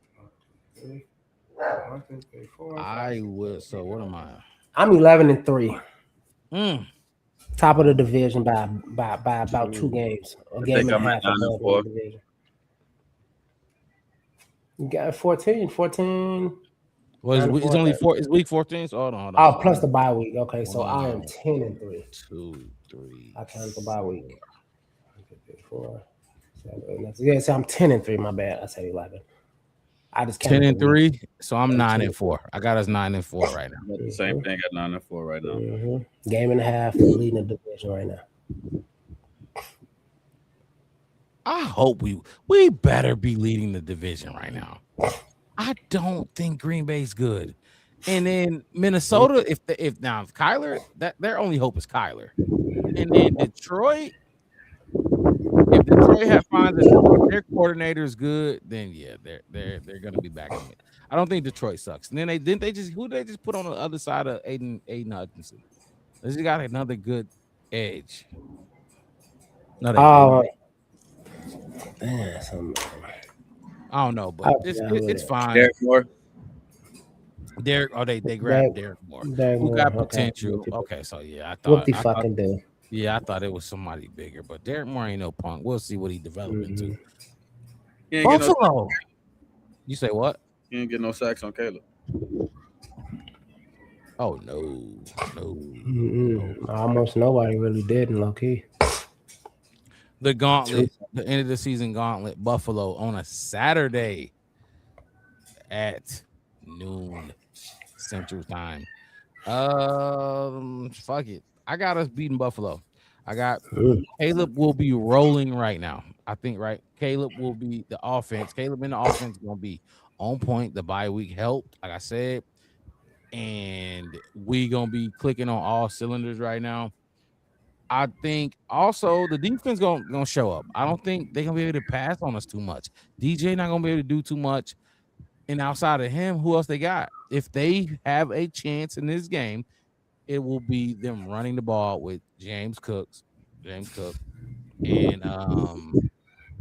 that O-line. Otherwise, I think our DBs gonna shut shit down, and it's not gonna be like a nail biter or anything. We might win by 3, but it's gonna be like a comfortable 3 where you knew they didn't have a chance to score in the last 3 minutes or whatever. So I got us winning this game on the road, and I don't care. It's in December, this is a December game or whatever. We used to that. We not like, come on, we've been doing this at home in the cold, so this is gonna be an easy game. Not easy, but I think we're gonna win this game. Bears. I got us losing. I got it a pretty high scoring game though. I got it a very competitive game. I put a 5 next to this one, which means I'm kind of with you, Mark Rob. I'm not saying that it's gonna be an easy win, and I wouldn't be surprised if we did win. At home at Buffalo, I think Buffalo is going to play extremely hard because I think this is going to be that teeter-totter spot for their schedule where playoff position, whatever, Super Bowl window kind of thing come into favor where I'm not worried about DJ or receivers or Cook. I think this is going to be more of a Josh Allen throwing the ball off the back of somebody's head, catching it and running. The kind of stuff that he do. This, the crazy shit that ends up happening to Josh. You know what I mean? Like some of the stuff I see, I'm like, that was a fluke. He's so great because that was a fluke. He can't do that again. It's like horse or pig. Whatever. You can't do that shit every fucking week. So, but I do got us losing this game. Saturday, kind of probably a short week, travel, all that kind of stuff. You can play that into it. I don't give it that much a percentage of it, but I think this is going to be a kind of a Josh Allen trying to do it all game. I got us losing by 3, 31-28, which, like I said, we can win by 4. We can win by 4. That's fine. And I kind of feel good about losing this game because I think this is going to be like just because we at the end of the season leading the division don't mean it's over, fellas. Kind of game for us. And when we get into that, end of the game speech, keep your heads up. Not in the game. Remember, we got to push through. Still a month of football left. Blah, blah, blah. Because it's going to get good. For me with the Bills, first I'll say this is low-key a matchup I wanted to see for a very long time. Like Caleb Williams versus Josh Allen. But in the sense of like Caleb Williams is like he's grown as a quarterback in this league. You know what I'm saying? Like I think it's gonna be a good matchup between the two of them. And then this offseason, they took DJ Moore from us. And then in the draft, their first 2 draft picks was TJ Parker and David Ogbenosin, who is a DB. So they first 2 picks is, definitely what they needed because they needed more defense. Now, the one thing I was thinking about was the fact that they got a head coaching change because McDermott gone. Oh, Joe Brady got elevated. But Joe Brady, he been with Josh Allen. You know what I'm saying? So it's like it's not going to be like, quote unquote, a lack of continuity. But this is to me like a battle of 2 quarterbacks who really got the ability to like truly impact games, especially in the stretch.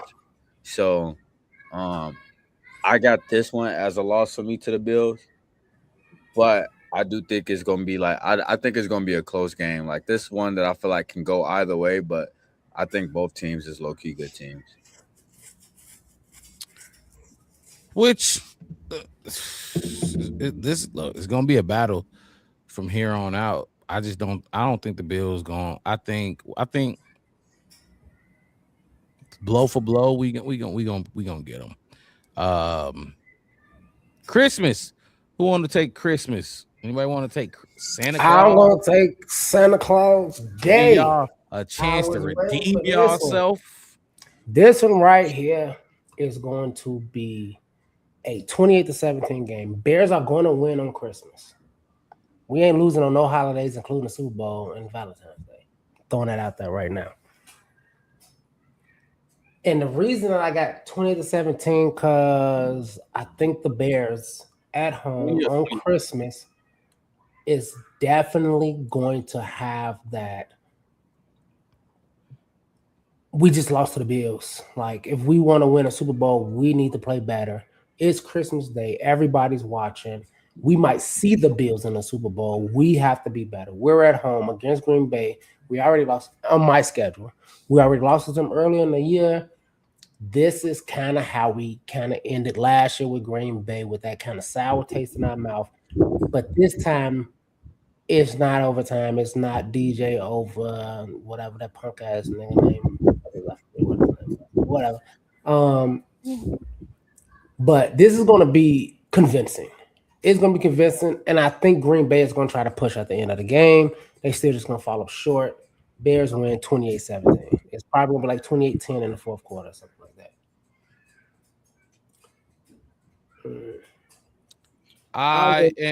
Go ahead. Green Bay coming to Chicago on Christmas Day is literally like the gift that just keeps on giving. Because, and I said this at the end of last season, what Green Bay was going to find out real quick, and a lot of this division, to be honest, is Caleb is like exponent, like his ceiling is exponentially higher than the other quarterbacks that we have in this division. And I truly believe that. And I feel like when he gets on, and by this time, like we talked about, the bye week then came and went.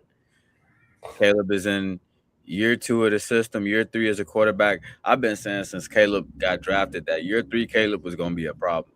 And now we at the meat and potatoes of going into the playoffs, coming up at the end of the season. Mm-hmm. I think this is going to be the game that's like clearly like the Bears might have like all the speculation on whether or not who's the better quarterback between Jordan Love and Caleb Williams. Like I feel like this is going to be the game that flips the script, because everybody tries to speak on Jordan Love like he's like leagues better than Caleb, but he really not. You know what I'm saying? And I think Green Bay not sweeping us. That's for damn sure.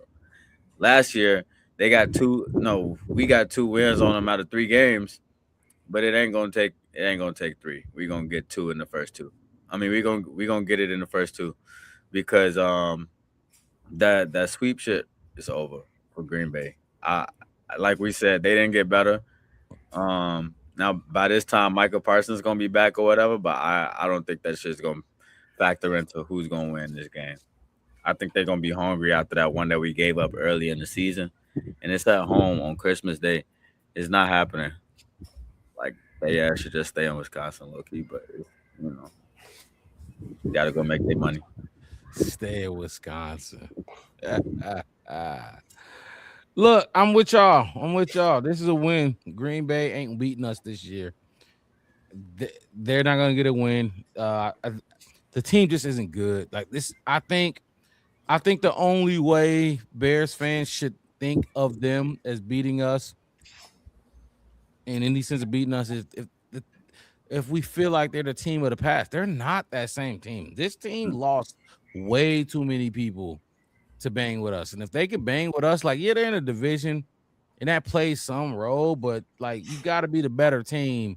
And I think we're a much better team. They not beating us this year. Damn sure not at home on Christmas. Not only that, I do think the Packers missed the playoffs this year. They made the playoffs last year on a 9-7-1 record. 9-7-1. Y'all made the playoffs. They're not making the playoffs. That team is not going to be a good team. It's finally they're going to be 8th seed this year. You say what? They're not going to make the 7th seed again. They're going to be the 8th. They'll be it's finally time 8th, for Green Bay. 9th, 10th, 8.5, 9.5, whatever seed. Right. They ain't going to Not go in the offs. It's time for them to. It's their time. It's time for them to. In that trade, that Micah trade, fuck them up. And it's gonna get even worse. And when you keep not having first round picks, and he's not. Yeah, they're done. Green Bay's done. Finally, in my opinion, I think they're done. Yeah, they're not beating us for the next 2 years. I don't think so. This is a win for me. Week 17, we spin the block, or Detroit spins the block. However you want to look at it, they come to Chicago. Division opponent, Detroit Lions. I'll go. This is a loss. I think they beat us here. I think they beat us here, and I had them beating us on Thanksgiving. Like I said, it's a matchup thing. I don't think we match up well against Detroit. Amon-Ra's too good, too skilled. Jameer's too good, too skilled. The only way I think we could get them is if we can take advantage of their O-line. But even then, last year, the O-line wasn't that good no more, and we still couldn't do nothing. I think we lose. We're going to get swept by them again this year, but we'll sweep the Packers, so it ain't going to be no 2-4 division record. But I think we lose this game. I'm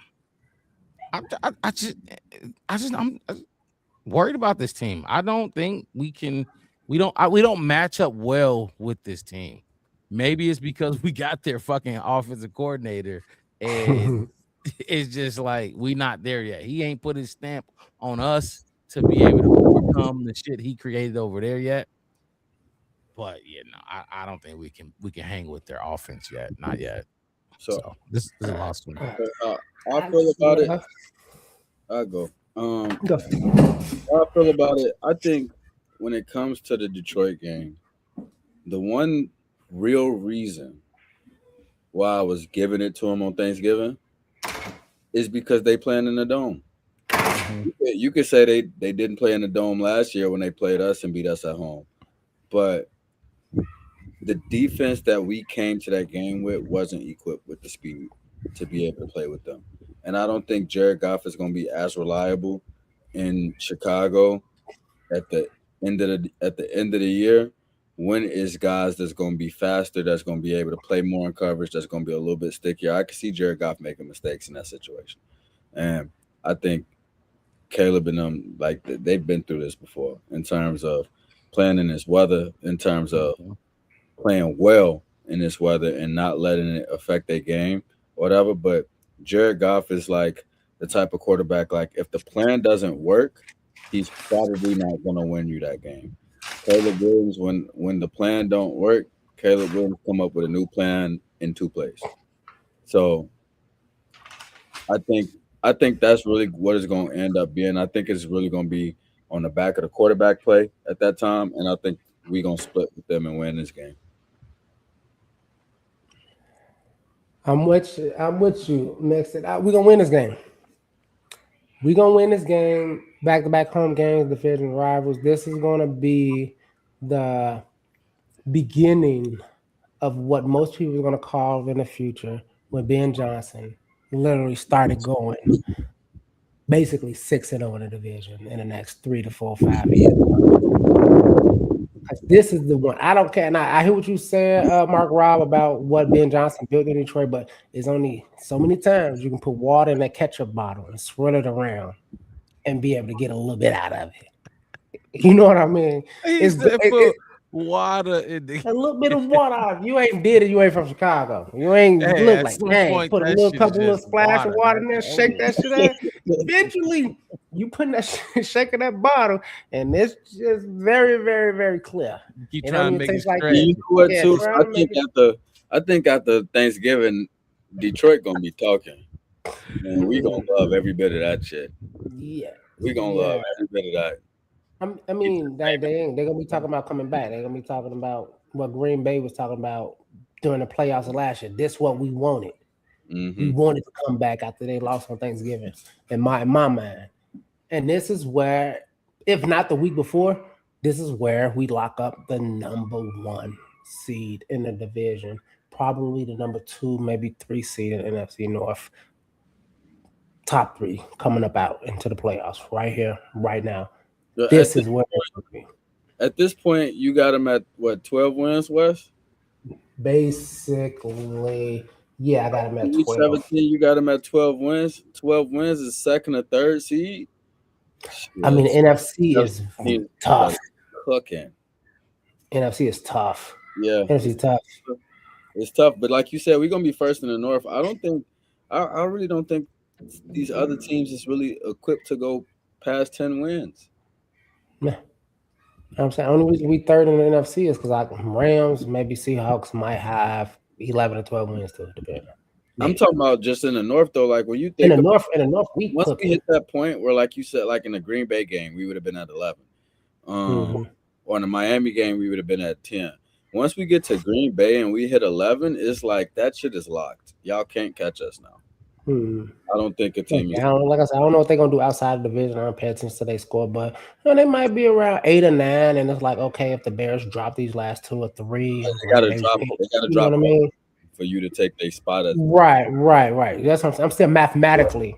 Yeah. This is where it's definitive, and it's over for them. It's over for the North. The Black and Blue division has the 2-time reigning NFC North division champion. Sorry to tell y'all.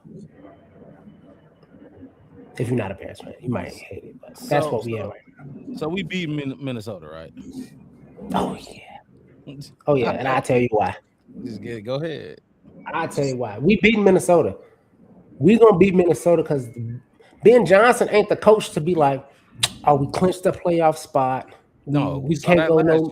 You know what I'm saying? We can't go fall no further. If they win and this plus might. No, we're not the team to be waiting for the Seahawks to lose because they're gonna sit players or whatever's finna happen. We finna come in, and then this is finna be what I call it. This is the 5-1. We went 2-4 last year. We went 5-1 in the division this year. Ending the season off, like I said, possibly top 3, maybe number 1, maybe number 2, maybe number 3 in the NFC North. With a high, Caleb Williams MVP, that kind of season. At the end of the day, do we all got us sweeping Minnesota? Yes. See, and the only team I got us losing to is Detroit. We're gonna lose twice on my schedule, twice to Detroit. Otherwise, we're 4-2 in the division. I got us 5-1. We only losing to Green Bay. That's that first week 5. I got a split in Green Bay and Detroit, and sweeping the Vikings. So 4-2. Oh, that's crazy because J2K just asked, or I don't know when this came in. I couldn't see the messages. What you guys going to division wins losses? He said I got 5-1. I got 4-2. You got 5-1. What you got mixed it again? 4-2. 4-2. So not a huge difference from 2-4. Mm-hmm. Regardless of where you go. 2-4 this year. We had 1-5. Was it the year before? Something like that. What will be y'all toughest game on this schedule? Like toughest. Like realistically, whether that's schedule or we played 3 games in 10 days, however it is, or just that fucking team is good. And toughest game. Seahawks. Oh, that's a good one. Mixed it. That's a good one. Super Bowl champions. Why not? If I'm not gonna pick that game, the same game as you, I'll give you a different one. I'll say. Y'all not gonna like that. Ooh, wait. No. So I'll say it's between. Say 1. You gonna say? I need 1. You say what? Thanksgiving Day. No, see Detroit. I think it. So yeah, we gonna lose those games, but I think the toughest, and I mean just like it's just hard. When I say tough, it's like when I say tough for this team, I'm talking about tough on offense for me. Like I feel like the defense Like I hope none of this is weighted on the defense. Man, You just don't know. Yeah. I ain't even finna get there with the defense. A lot of these games we lose is gonna be because of the defense. How about that? That's basically where my losses came from. But so I'm gonna go Minnesota or Philly. I would think you would say which Minnesota game? Just the first one. That damn the first one. 50% blitz. Who else should you go see with? I'm with you. I'm gonna throw mine out there before y'all get into y'all details. I got that Philly Monday Night Football game. Wait. So hold on. You said I said first Minnesota. Wes, you saying Philly? Philly, yeah. That was new defense. New defense. That's why I told you, hold off, pick one. Don't say both, because I need one of these ones. Don't say both. I got that Philly, because I'm with you on that defensive mesh thing, kind of. I think that Vikings, that's gonna, but I'm thinking that Jets game, that's when they gonna kind of, that defense is gonna kind of mesh a little bit and kind of start coming off, and that's when the last time we'll probably have questions about them. Maybe that, after week 6 and on, kind of. Mixed it. What you was finna throw something in there? I was saying, I think we got the same top 3. All of us. It's like our hardest games. Minnesota, Philly, and what'd you pick? Seattle. But the thing about Minnesota, like last year we played Minnesota week 1. Yep. And they were so convinced we had them beat. Better team than us, but I was just like, we had over 100 yards in penalties just on the offense. You know what I'm saying?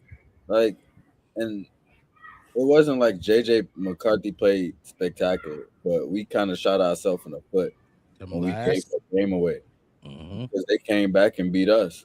But then the second time we played them, the defense they played against them better. What you got about? No, I was just saying, like, they didn't even the players didn't lose nothing. It was this right here. Well, so, competence. The first game we was beating them, and then the we lost within JJ McCarthy had that comeback, and everybody said, "Oh, it's JJ McCarthy, this and that and third." Then the second game, y'all got to remember, we was finna lose again.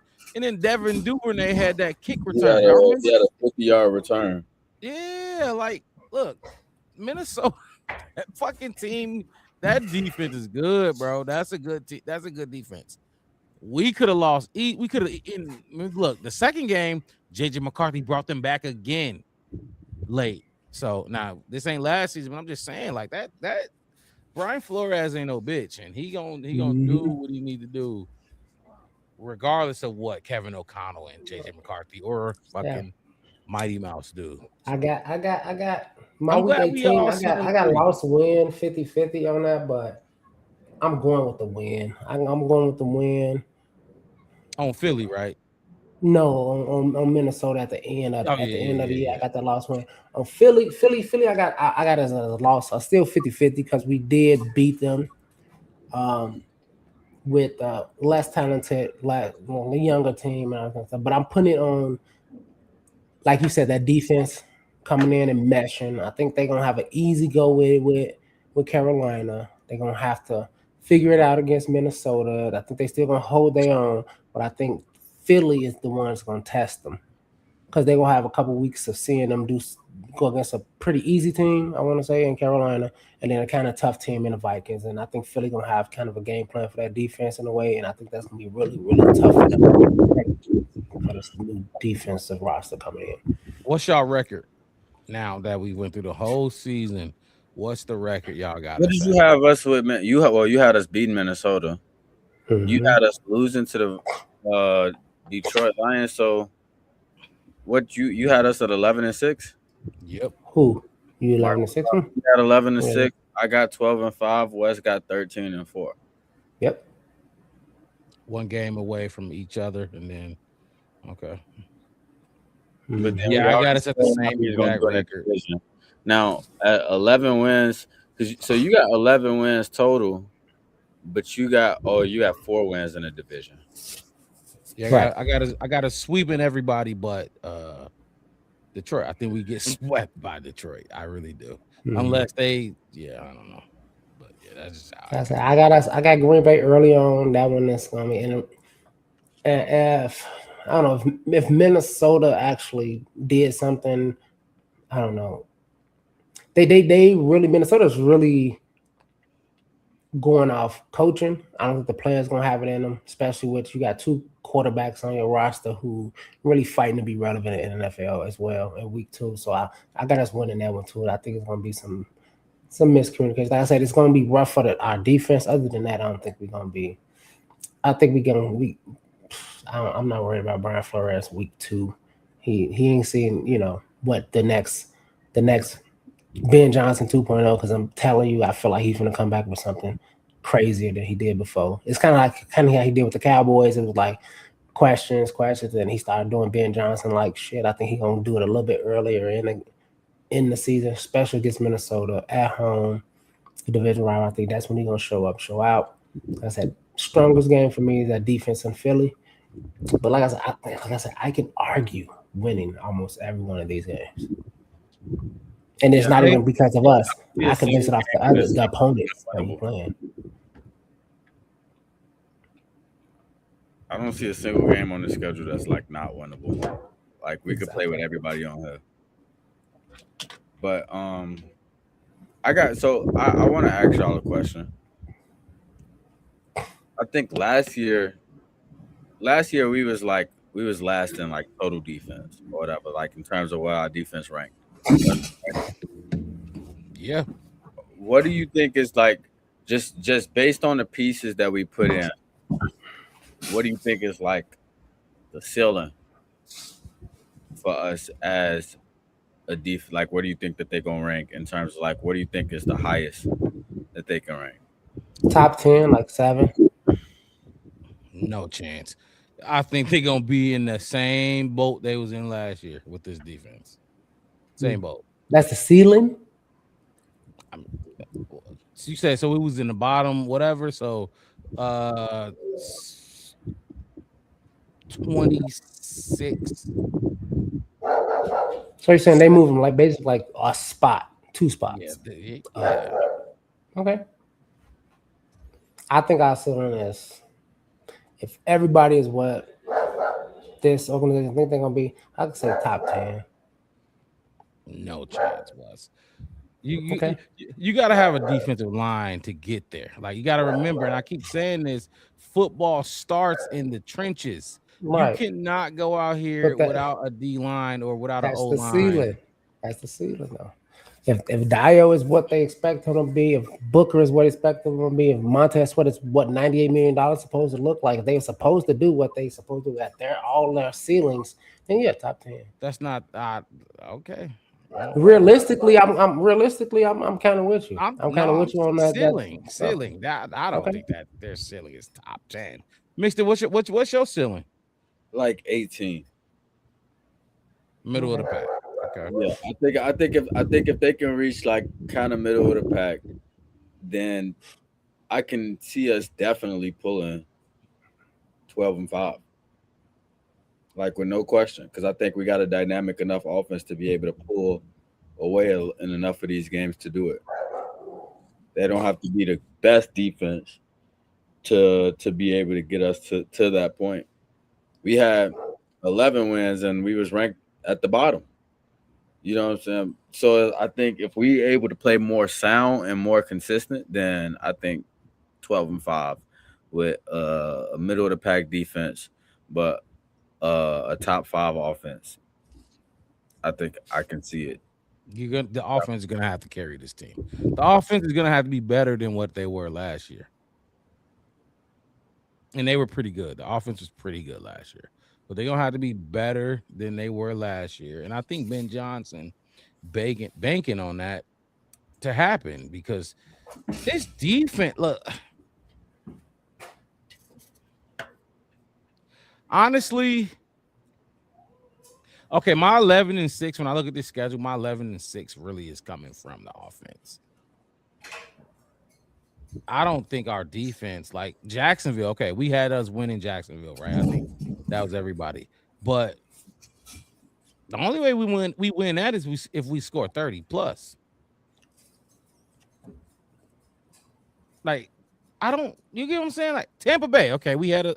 I think that I might have had us losing to Tampa Bay. I had us losing to Tampa Bay. But Tampa Bay. The only way we win Tampa Bay is if our offense scores 30 plus. You're not stopping Tampa Bay. Not for real. Bucky Irving. Bucky Irving. Their running game is pretty good. Like we can't stop the run. We didn't do anything to stop it better this year. We couldn't stop it last year. Honestly, my whole thing, and I think Ben Johnson's doing the same thing. They want to be the highest scoring team in the NFL. If this team is the highest scoring team in the NFL, hell yeah, we're gonna be 12-5. Hell yeah, we're gonna be 13-4. But if we not, and we just middle of the pack, not middle of the pack, I ain't gonna put us down there. I don't think we're gonna be go down there. But we just like say 5th, 6th, we gonna be 11-6. And that's gonna be because our offense was putting up numbers. But I can't like the Falcons. I think the Falcons gonna be able to score on us. Do y'all think our defense can shut down the Falcons? Who the Falcons got catching the ball? Bijan by himself gone. Like, okay, I got Falcons. I got us winning against the Falcons. Yeah, I think we all do. But I'm just saying. I'm just saying we got. I give Bijan his 125 yards, 2 touchdowns. They still lose 28-17. And like unless the offense lay a dud, unless the offense lay a dud, which I'm with them, but I don't think the defense is especially by week 6 against the Falcons. They should.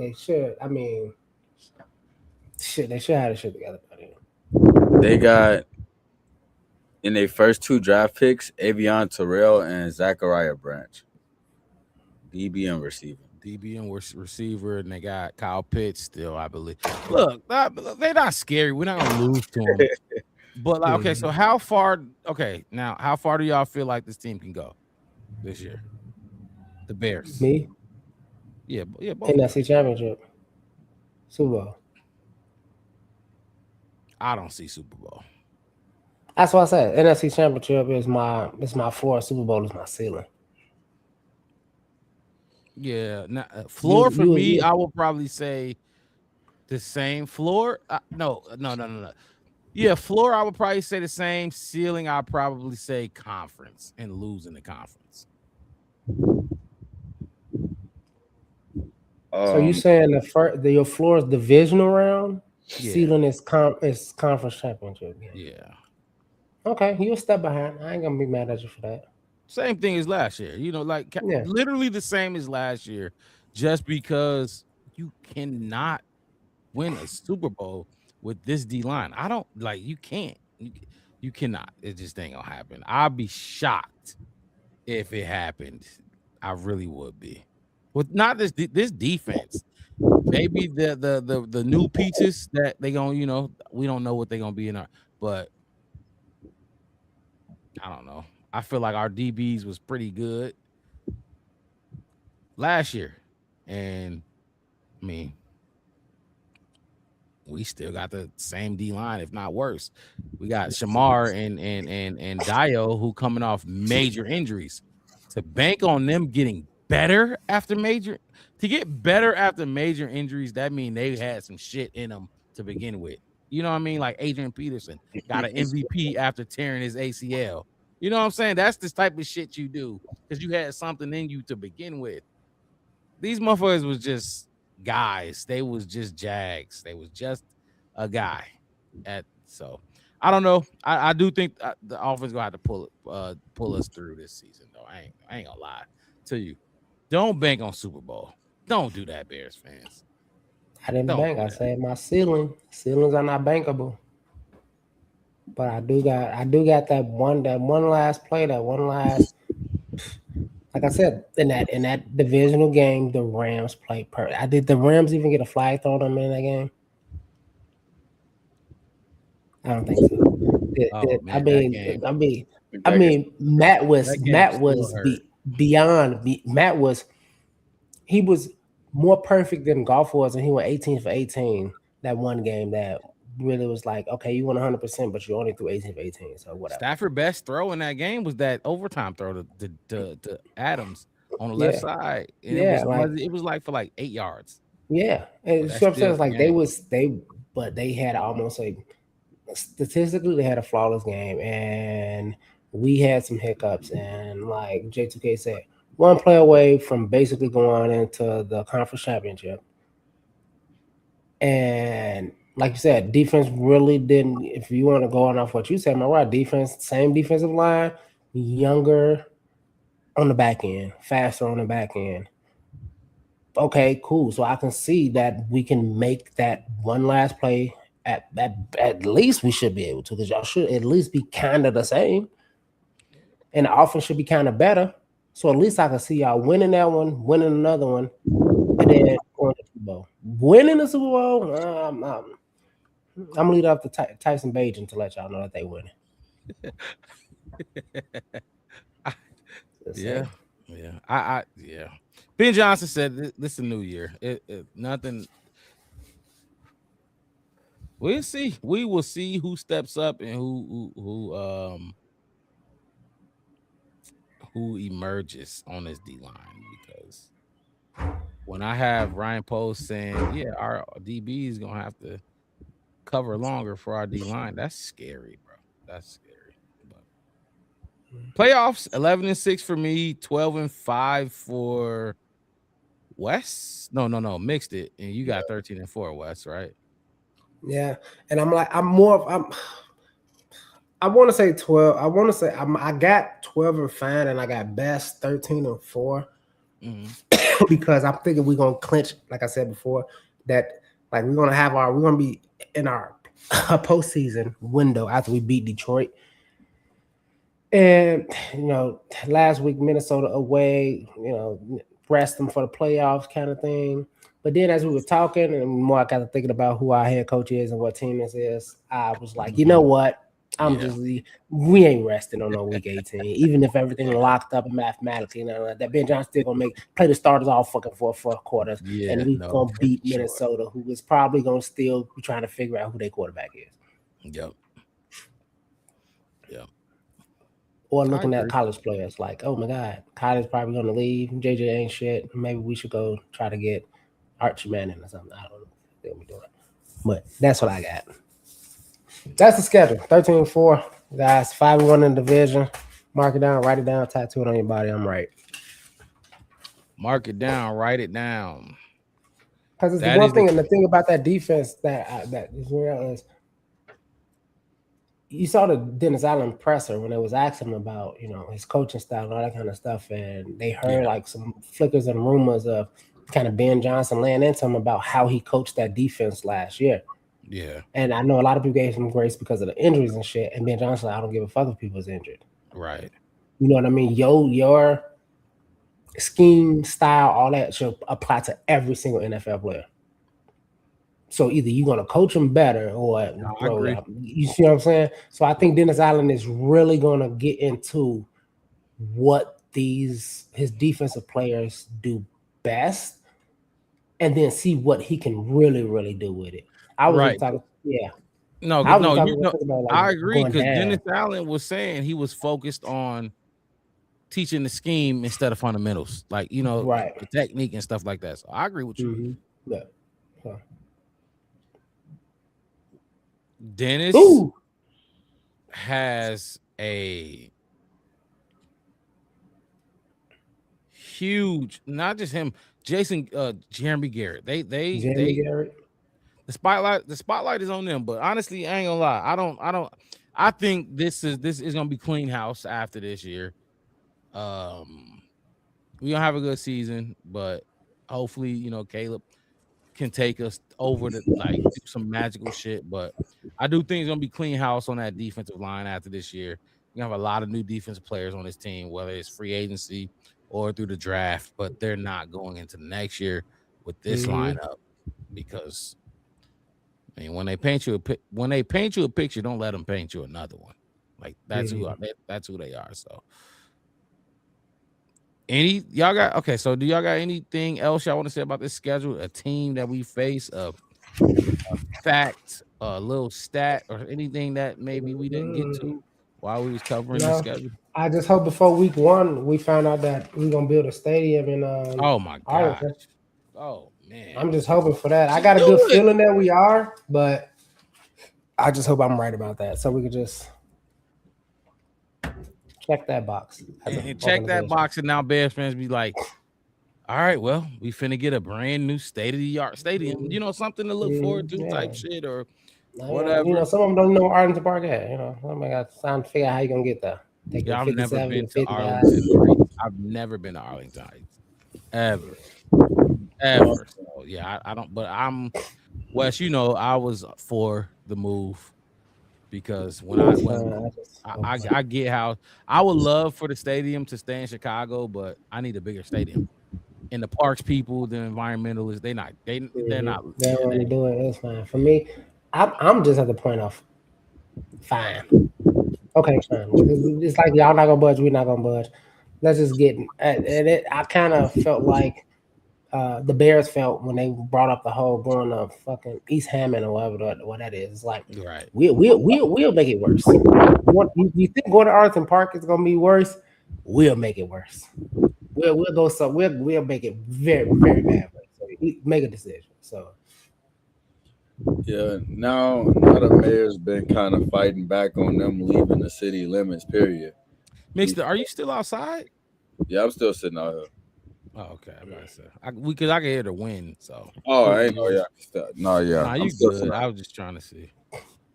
But now the mayor, he's been fighting back against them moving out of the city limits, period, because the city feels like the stadium should be owned by the people, and the Bears, they're not going for that. Like he's wrong. He's like Green Bay. Fuck that. Like, what are you doing? Because that's how the deal is now. Is like because like the Bears still owe a ton of fucking money on Soldier Field. No, they you do. know what I'm saying? Like, yes, they do. No, how much do you talking about the renovations? How much do they owe left on Soldier Field? None. They rent Soldier Field. Now, if they break their lease early, yeah, they got to pay. No, they got it right. They'll have to pay like $90 million for that. Yeah, but you're talking about the renovations for the you know, the Bears said the Bears were willing at one point to pay that those, you know, but not no more. They said like, they're not paying. Not if you got to pay $90 million to get out of the lease. Why would they pay renovations and they don't own it? I'm renting. Those are your exactly. But see, now they want them to basically fund a new stadium for the people. Like they're gonna be in the same position. And they're gonna be the Bears paying fully for that. No. I'm saying that's what Mayor Johnson wants them to do. Like That's what they're trying to get at is they want they want it to belong to the taxpayers, and the Bears like that makes. Well, basically, this is how it. Since the 2003 renovations, if the Bears break their lease before it expires in fucking 2030, 2030, yep. Mm-hmm. They could owe about $90 million. $90 million, like, and they'll pay that. They'll break that lease and pay that, but they're not paying the renovations that happened in what was it 2003. They're not paying that. They were going to. Because the Bears, they don't, you know, but this whole thing now is bad blood. You know what I'm saying? Yeah. What I think they should do, and then it's not gonna happen. Because the Chicago love that lakefront, they love that green, all the grass, the parks people, the environmentalists. Sell that land to the Bears and let the Bears build their own stadium right there. Sell it to them. They're not gonna do it, obviously, because they want to own the land. They want to own the stadium. The Bears is not renting no more stadiums. They want to make money outside of Chicago Bears games. That's not gonna happen. But I do think they should just sell it to the Bears because why the fuck? And it's gonna happen. Wes mixed it. It's gonna happen. Y'all lived in the city longer than I did. It's gonna happen. The Bears gonna be out of Chicago, and what y'all gonna do with Soldier Field? They don't host concerts there or whatever, but the revenue ain't gonna be the same. High school and college football games. Yeah, exactly. So, maybe some bowl games and stuff. Something like that. I don't know. But like I said, y'all live up there. I can tell you this much: without a dome, ain't nobody coming up there from October to February for nothing. Oh yeah, you're not getting that shit is dead mission. Yeah, it's over with. That's just Not, and then you got Ford Field and US Bank Stadium up north with domes. Oh yeah, Detroit Stadium and Minnesota. Yeah, no, it's not happening. Even though Chicago's a better destination, but they're not. You know, so. But I mean, that's it. I would rather them stay in Chicago. True. I'm just not at Soldier Field. That the stadium's too small. Soldier Field is too small. That's why they just in the wrong fucking spot. I was looking at tickets. Wrong spot. And them fucking tickets just for like the Jets game. That shit is too expensive. The Bears tickets last year, they had the most expensive tickets out of any team. But that's because they got the smallest stadium. So you got to recoup. You don't got enough seats. So you got to charge premium for them little amount of seats. Now, when you got a plethora of seats, you can be a little cheaper because you can make up that, you know what I mean? The Bears the experience is what it is. 30. A couple years ago, I went to AT&T up in Arlington, Texas. What was that, 3 years ago? And I was in like 357 section or whatever. I just went on kind of on a whim, went to the game. Dude, I mean, I was happy I was at the Bears game, but man, I didn't know what I was watching. I was on Mount Olympus, bro. Yeah. Exactly. But like I said, I think I got those tickets for $40, $75. Oh, what? No, what? You know what I mean? You ain't doing that in Chicago. Oh my God. I just was like, all right, cool. I'm gonna be in Dallas. The Bears gonna be there that weekend. I went and saw Luka. Motherfucker, I would go. I don't give a fuck what I'm seeing out there. I would pay $40 to go to a Bears game. For sure. Oh my God. Yeah, it was, like I said, it wasn't that, and it wasn't really that bad. It was a pretty decent experience. You can still see the game and all that kind of stuff.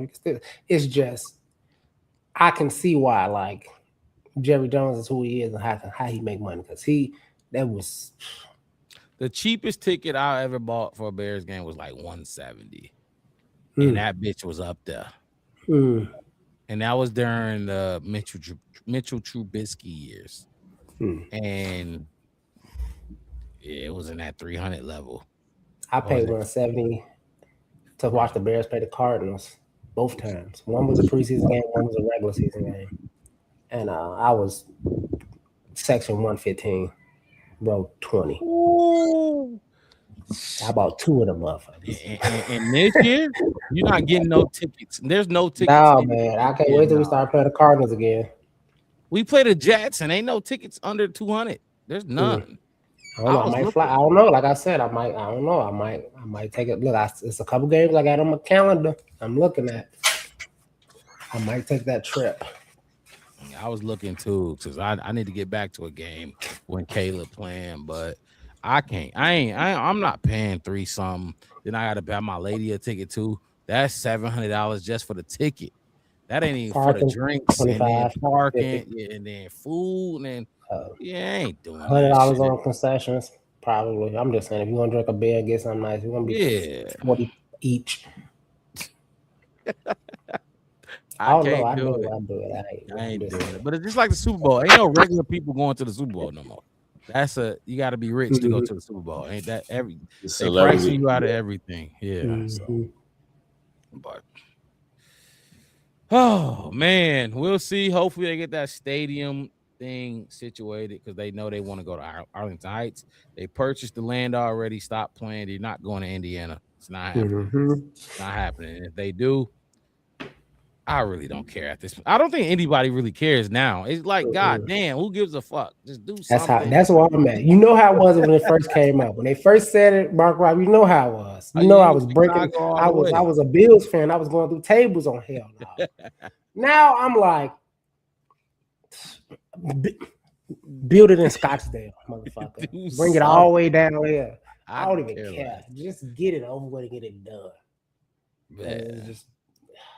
It's a hard thing. It's like it's no relevant or positive or the informational way that a Bears fan can be like, so well, yeah, you're gonna be the Iowa Bears or the Indiana. Well, fuck, how am I supposed to know that? Like, what? How am I supposed to know anything about that? How you gonna feel about it? You ain't gonna be no Bears fan? I have people. I ain't gonna be no Bears fan. I can't. No, too late. It's too late. It's like the baby born. They be You a trolling. daddy. They be trolling. You know what I mean? The They gonna baby be the born. Chicago Bears Yeah. wherever they go and Wherever they go. But fellas, any last things y'all got to say about anything Bears related, stadium schedule? What's the next date? Training camp, OTAs. Good. OTAs next. What day is OTAs is next. OTAs, then they'll take that break, that long break in June and July. They will come back late July 24th, 25th, 26th, and it's training camp. And it's up, and then but before that, they'll put the free training camp tickets out. I'm gonna hit both of y'all line this time because Wes, I know you won some, but if I win some or get some this time, fuck it, I'm coming. I'm gonna let you know when to get your own, because they're free. And you just gotta, you know. Yeah, I was part of the email thread as soon as they came out, but I ended up not going. I was so disappointed. You got to go on Ticketmaster. You got to wait in line. You got to get the tickets. But I'll hit both of y'all line so we all can try to get those tickets and be in the queue and wait and get the tickets. You can get up to 4 tickets, and you can damn near go and get as many dates as you can get. So, but Wes, you snapped because them tickets you gave me they canceled on us. Remember, I told you I was almost there, and they canceled it. And I'm like, whoa. I know we said they canceled. I was like, damn, that's crazy. My bad. I felt bad. And he was like, no. I got 10 tickets after that. I'm like, yep. They let us pick 4 other dates or whatever. But anyway, let's do that. I'll let y'all know. So before the even training camp starts, not May, but June, early June, they gonna do they gonna put the tickets out there. We gonna try to get it. It'd be dope if all of us or 2 of us or whatever can go to mix. You right there, so you right there. But hop on that motherfucking metro, get that red line, that pink line, motherfucker. Get north. Gonna figure it out. You out west, hit that green line to the loop. He is out west. That's another. I forgot. Yeah, he is out west. I got that's where my people. That's where we was at out west for sure. But I don't know. I might be out there coming soon. Well, see, it's just training camp, and then another thing. Some dates they not even gonna be practicing on the field that's closest to you, so it's kind of lame. You're gonna be just seeing Tyson Bagent all goddamn day and Caleb on all the way over there. So we'll see. But all right, if y'all ain't got nothing else, we can wrap this thing. What Medusa gonna have 1,000 yards, 2K. Say, okay, I see. Hold on. Who gets 1K receiving? I'm saying Bird. I've been seeing this a lot. And I don't like it. I really don't. And they got a lot of people saying Colston Loveland, and it's like y'all saying Colston Loveland. I get it. He was really good tight end last, but realistically, it should be Rome or it should be Luther. The big X receiver, right? Yeah, I'm going Rome.